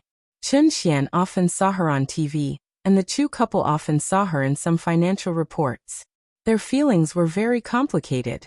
Chu Xiang was not their daughter, and it was natural for them to ignore her. They didn't resent her, but they all felt that it was Chu Xiang's fault that they had fallen to this point. It was just that no one believed their words. Chen Xian had been in second-rate productions, and her life was worse than in her previous life. When her career was slightly better, Chen Xian's father was released from prison. Chen Xian's father was not a good person. After 10 years in prison, he became even more of a bastard. After he was released, he pestered Chen Xian and relied on Chen Xian to live a good life. Whenever he was unhappy, he would beat and scold Chen Xian. Chen Xian hired gangsters to deal with him. But how could a person who had rolled around in prison be afraid of gangsters? He also said that if he was unhappy, he would settle accounts with Chen Xian. After Chen Xian suffered a few losses, she did not dare to resist anymore. She muddle-headedly made money like a machine, and had to please the increasingly vulgar financiers, hoping that one day she could get out of the sea of bitterness. Chen Xian's father did not forget how Chu Xian's father suppressed him. Seeing that Chu Xian's father was in dire straits, he naturally did not let him go. Chu Xian's father and mother, who had quarreled for several years, finally realized the viciousness of Chen Xian's father and mother. The five of them tortured each other. Chu Xiang had not dealt with them for a long time, but none of them could live a happy life. Chu Xiang's achievements could bring out their past. As Chu Xiang's status in the business world continued to rise, their reputations continued to be tarnished. In the end, almost everyone wanted to beat them up, and they were like street rats, not daring to show their faces. When Chu Xiang had the title of the Queen of Zero Gold, Chen Xian's reputation had been so tarnished that no one wanted her. Even the financiers despised her. The five of them gradually moved to the old rundown bungalow of the Chen family, and lived in what they called the slum. Chu Xian's mother was in poor health and died within 2 years. When she died, she really became crazy and could not distinguish between reality and illusion. She knew that Chu Xiang was the real one, so why did everyone think that she was talking nonsense? Why did no one believe her? She suddenly remembered that when Chu Xiang was in the Chu family, she had also asked her in despair, "Why don't you believe me?" It turned out that it was so painful to not be trusted by others, and it was even more painful to not be trusted by your family. Back then, no matter what Chu Xiang said, she didn't believe her. Now her words were being misunderstood. Was this her retribution? Chu Xian's father had always wanted to make a comeback, but he didn't have a good chance. He blamed Chu Xian's mother and Chen Xian for bullying Chu Xiang and harming the Chu family. Later, Chu Xian's mother died, and Chen Xian was no longer his daughter. He had no one to blame, so he could only drink until he died. Chen Xian was beaten by Chu Xian's father. Once, she couldn't take it anymore and fought with Chu Xian's father with a wine bottle. Both father and daughter were injured and sent to prison. Her rebirth this time was completely ruined, and she lived in regret every day. Chen Xian's mother had always been superstitious, and she became more and more convinced that all of this was retribution from her previous life. She became numb and lived by picking up garbage. She only cared about herself for food, and finally froze to death in the corner of the street. A few years later, Chu Xian's father was seriously ill and couldn't speak. When he was dying, Chu Xiang went to see him. Chu Xian's father opened his eyes, and there was obvious regret in his eyes. He regretted that Chu Xiang wasn't his daughter. He regretted that he didn't do a paternity test in the first place. If such an outstanding talent was still in the Chu family, he would have been the old master that everyone envied. He wouldn't be in such a sorry state. Chu Xiang smiled at him. Are you surprised that I came to see you? Chu Xian's father was speechless. He did feel a little strange when he heard this. He knew that Chu Xiang didn't like them, so why did Chu Xianglai come to see him? Chu Xiang smiled again. After all, I'm your biological daughter. You're leaving, so I should come to see you off. Chu Xian's father's eyes widened. He stared at Chu Xiang, and even his breathing quickened. Chu Xiang tilted her head and continued to smile. That's right. You guessed right. I was the one who did the paternity test in order to leave the Chu family. You haven't been able to find your daughter all this time, because your daughter is me. What's wrong? Do you think that the Chu family should be famous internationally instead of Lin Mu? It's a pity that you treated me so badly. I didn't have anyone to help me when the Chu family went bankrupt. Although I spent a lot of money on charity, do you think I had the money to save the Chu family? Chu Xian's father's breathing quickened. Obviously, he understood everything. All of this was Chu Xiang's revenge. Chu Xiang ruined everything for him so easily. His eyes were full of hatred, and his heart was full of endless regret. It turned out that this daughter was really his, but he had never cherished her and lost her. The Chu family was his life's work. Because of his mistake, it was ruined just like that. Everyone knew what happened between them. The whole world knew that Chu Xiang's parents were unknown, and it had nothing to do with him. People even despised him and the Chu family whenever it was mentioned. Chu Xiang sat on the chair beside the bed and laughed. You don't want to accept it? Do you think you're right? But you're willing to give me a little fatherly love because I'm better than others, isn't it? When your wife found the imposter, you didn't care about her when you thought she was your daughter. Chu Xian's father made a sound. Chu Xiang knew what he was thinking by looking at his expression. She shook her head and said, I won't recognize you. The Chu Xiang who wanted fatherly love drowned in the swimming pool that year. The murderer was Chen Xian, and you and your wife were accomplices. You've always pushed the blame to others, but if you didn't want to teach me a lesson, how could the servants of the Chu family dare to bully me? You've never been innocent.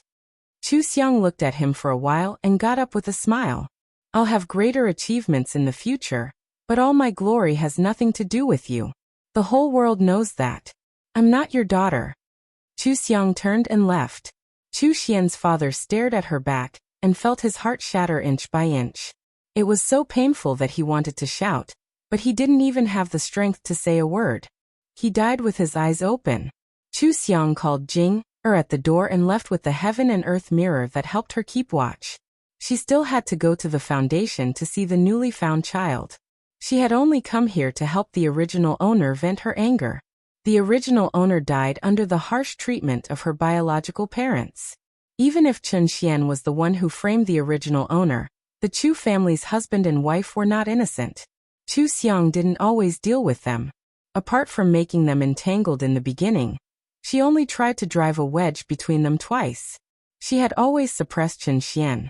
Later, the Chu family developed to such a miserable state because of their nature. They reaped what they sowed. She had cleanly cut ties with the Chu family only because there were always some people who thought that their parents could be forgiven. But the original owner died. No one could forgive them on behalf of the original owner. She was too lazy to listen to those moral kidnappings. She simply let the whole world know that she was not their daughter. Chu Xiang walked into her office in the foundation and saw Xiaoyan sitting on the sofa reading a business magazine. The sun shone on his face, making him look extraordinarily handsome. Zhao Zhao Mumu, who had grown up, was lying at his feet. Hearing Chu Xiang enter the door, one person and two dogs looked over at the same time. Chu Xiang took a picture of this beautiful scene with her mobile phone. Just like Xiaoyan, she set the picture as her screensaver. Their mobile phones were placed together. One was a picture of the young Chu Xiang holding the two dogs and looking up.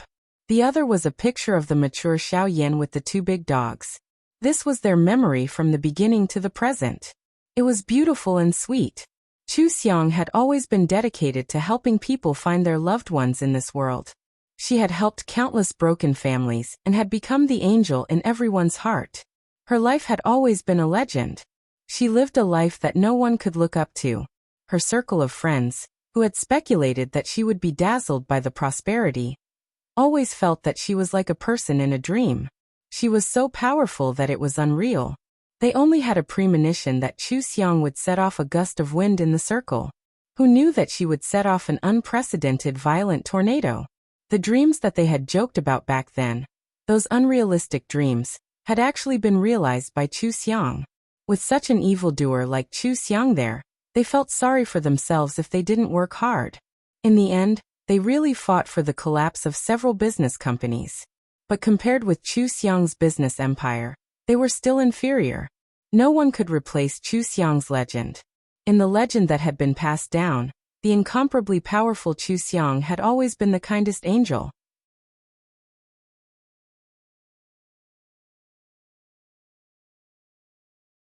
Chapter 266. Chu Xiang's soul came to the new world with the heaven and earth mirror, and she happened to see a teenage girl being beaten by a group of people. Not far away, a young man and a young woman dressed in ancient clothing stood, indifferently watching this scene. They only stopped when the girl was about to die. Chu Xiang, this is what happens to you when you don't know what's good for you. If I see you disrespect Lian, again, it won't be as simple as a beating. You're on your own now. The handsome young man said coldly. He slightly raised his hand, and the jade gourd necklace that the girl was desperately protecting flew into the young man's hand. He frowned slightly, used a cleaning technique to remove the blood on the jade gourd, and handed the gourd to the young woman beside him. He smiled and said, "Lianer, she's not worth getting angry over.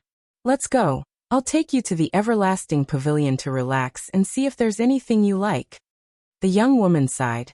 "I don't want this thing. I just don't like her appearance just now. As if we've done something wrong to her.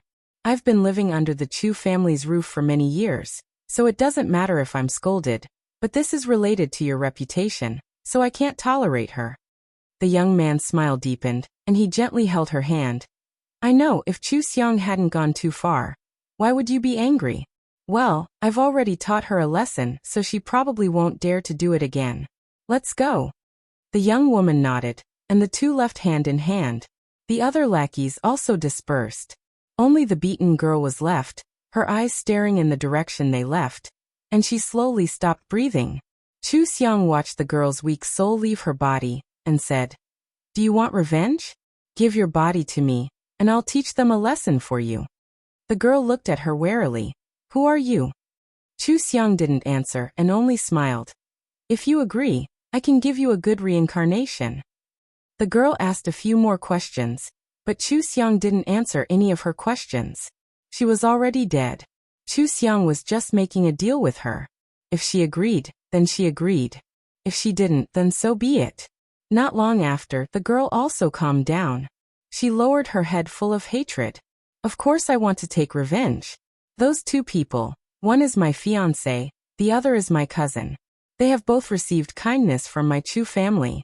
But when my parents died, they bullied my Chu family. They took over the Chu family's property and bullied me." She closed her eyes and raised her head. "I don't know who you are or why you want my body, but I can't lie to you. My aptitude is extremely poor. Not only do I have a mixed spiritual root, I can't even gather qi or retain a trace of spiritual power. My body can't cultivate." Her frankness made Chu Xiang laugh. "It doesn't matter. This body has been dead for a long time. Even immortals can't possess it. You just have to tell me if you're willing to give me your body." "I am willing." The girl didn't hesitate to make a decision. She even bowed to Chu Xiang. "I have nothing left. If this body can be used by you, I hope you can help me take back my family's heirloom. Let those two live a life worse than death." "Okay." Chu Xiang's voice fell. Her soul merged into the body, and the girl who made the deal with her was sent to reincarnate by the heaven and earth mirror. This was the cultivation world. Some karma was very important. For example, she wanted to occupy the body and identity of the original owner. So she insisted on making things clear with the original owner. Everything went smoothly. However, the original owner was beaten to death. 2 of her ribs were broken, and her internal organs were displaced. There was no place on her body that didn't hurt. Chu Xiang frowned, feeling the abundant spiritual qi in this world. She wanted to use spiritual qi to repair her body. Who knew that the spiritual qi she tried so hard to attract would run out of her body and disappear? This body was worse than she imagined. She couldn't even retain the slightest bit of spiritual qi. She couldn't even heal her injuries. This was really an extremely poor spiritual root that was hard to come by in 10,000 years. Chu Xiang lay on the ground. With great effort, she found a syringe in her space and gave herself a shot to stop the pain. After taking some medicine, she got up and slowly walked to the original owner's room. This cultivation world was called the South Shore Continent. The original owner's Chu clan was one of the 4 great clans of the South Shore. However, it was the weakest clan. A few generations ago, the Chu clan had a deity transformation stage ancestor. However, during the cultivation world's great war with the demon clan, the ancestor and many almighty cultivators fell together. Later generations of descendants only cultivated to the Aurus core stage. Most of them stopped at the foundation establishment stage. Since then, the clan gradually declined. As the saying goes, a starving camel is still bigger than a horse. Even if the Chu clan was weaker than the previous generation, they still had a lot of wealth. In particular, there was a spiritual vein in the clan's forbidden area. Only the head of each generation knew how to enter it. There were only 2 spiritual veins in the entire South Shore continent. With this, the Chu clan was able to maintain a certain status. It wasn't that no one had any ideas about the Chu clan. It was just that the Chu clan had a lot of magic treasures. There was also a defensive formation around the clan. Once, there were people who wanted to destroy the Chu clan and seize their treasures. However, they were all killed by the Chu clan. However, it was impossible for the Chu clan to hide in the Chu clan forever. Generation after generation, there were people who died of illness, people who were killed in battle, people who disappeared without a trace. In short, the number of people in the Chu clan became smaller and smaller. In the original owner's generation, the Chu clan only had the 3 of them. However, when the original owner was 3 years old, she was found to have a mixed spiritual root. Moreover, she was completely unable to gather qi. She was a complete waste. This caused many people to eye the Chu clan covetously. The Chu clan had no successor.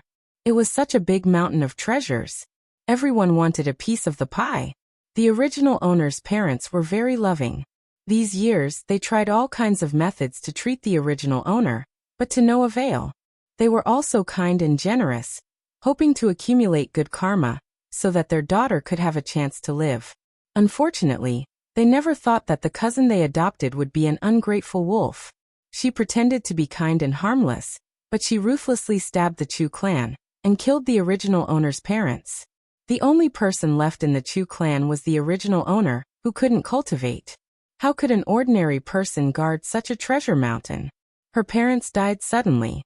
They didn't have time to tell her where the magic treasures were. They also didn't have time to tell her how to enter the forbidden area. Therefore, the original owner had no ability to protect herself. Not only was her family's property stolen, she was also beaten to death. That cousin was the girl who stole her jade gourd. She was the same age as the original owner. Her name was Zhou Xinlian. Zhou Xinlian was the daughter of the original owner's aunt. She lost her mother when she was young. When she was 8 years old, she was brought into the Chu clan to live. The original owner's family was very good to her. She had always been very obedient and sensible. She had water and wood dual spiritual roots. Her talent wasn't bad. Using the Chu clan's resources to cultivate, she was now at the 2nd layer of foundation establishment. As soon as she reached foundation establishment, she revealed her true colors. Relying on the original owner's parents' trust in her, she poisoned them to death and took over the entire Chu clan. The youth who was standing with Zhou Xinlian just now was the original owner's fiancé. He was the eldest son of the Wei clan, the strongest of the 4 great clans, Wei Lingxiao. Wei Lingxiao had a fire attribute spiritual root. At the age of 20, he was already at the peak of foundation establishment, which was equivalent to half a step into core formation. His cultivation was even higher than that of the original owner's parents. Originally, the two people with such a large difference in cultivation shouldn't be engaged. However, 5 years ago, Chu clan's father coincidentally saved Wei Lingxiao's grandfather from a demonic beast. In order to repay his kindness, Old Man Wei arranged this marriage for his grandson. He also made a heart demon oath to protect the original owner. Only then did Chu clan's father agree, who knew that Old Man Wei would die unexpectedly a year ago. Naturally, the heart demon oath he made was useless. Chu clan's father was worried about his daughter's future. Seeing that Wei Lingxiao had no intention of breaking off the engagement, and often came to visit his daughter, he calmed down a little and wanted to observe him. Who would have thought that now that the couple was no longer around, they could no longer protect their daughter? Wei Lingxiao had clearly come to see Zhou Xinlian. Chu Xiang had merged with the original owner's memories, so she could see these things clearly. Wei Lingxiao didn't have any objections to the marriage because he had taken a fancy to the Chu clan's treasures.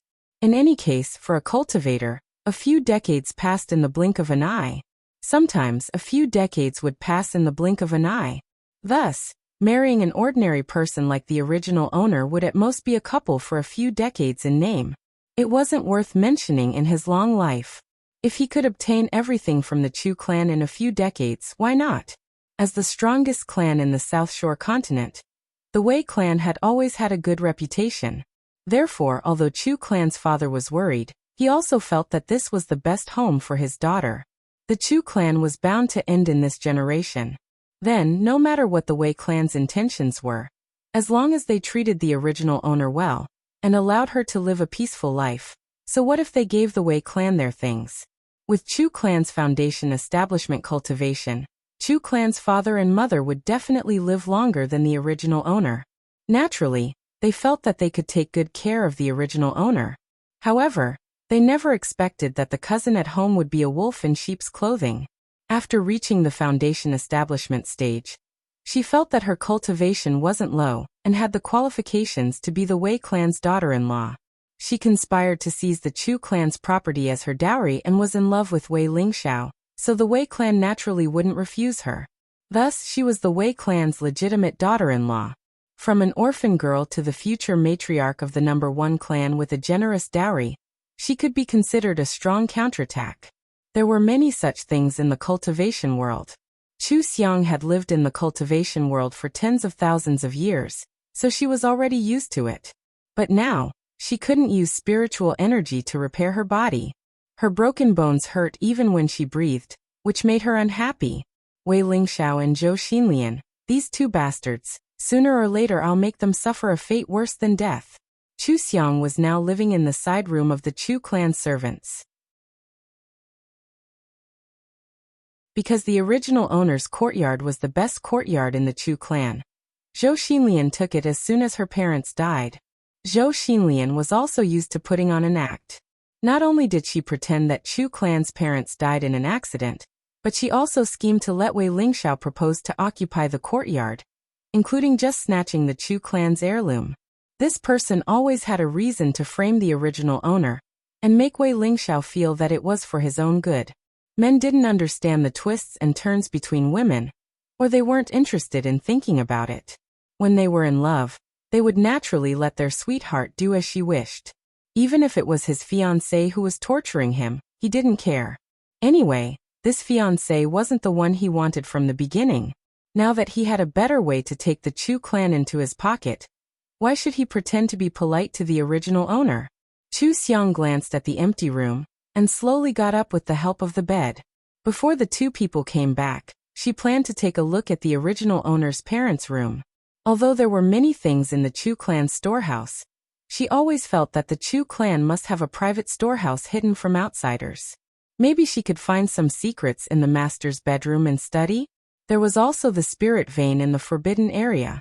The forbidden area was set up to protect the Chu clan, so there must be a lot of good things inside. She had to think of a way to go in and take a look.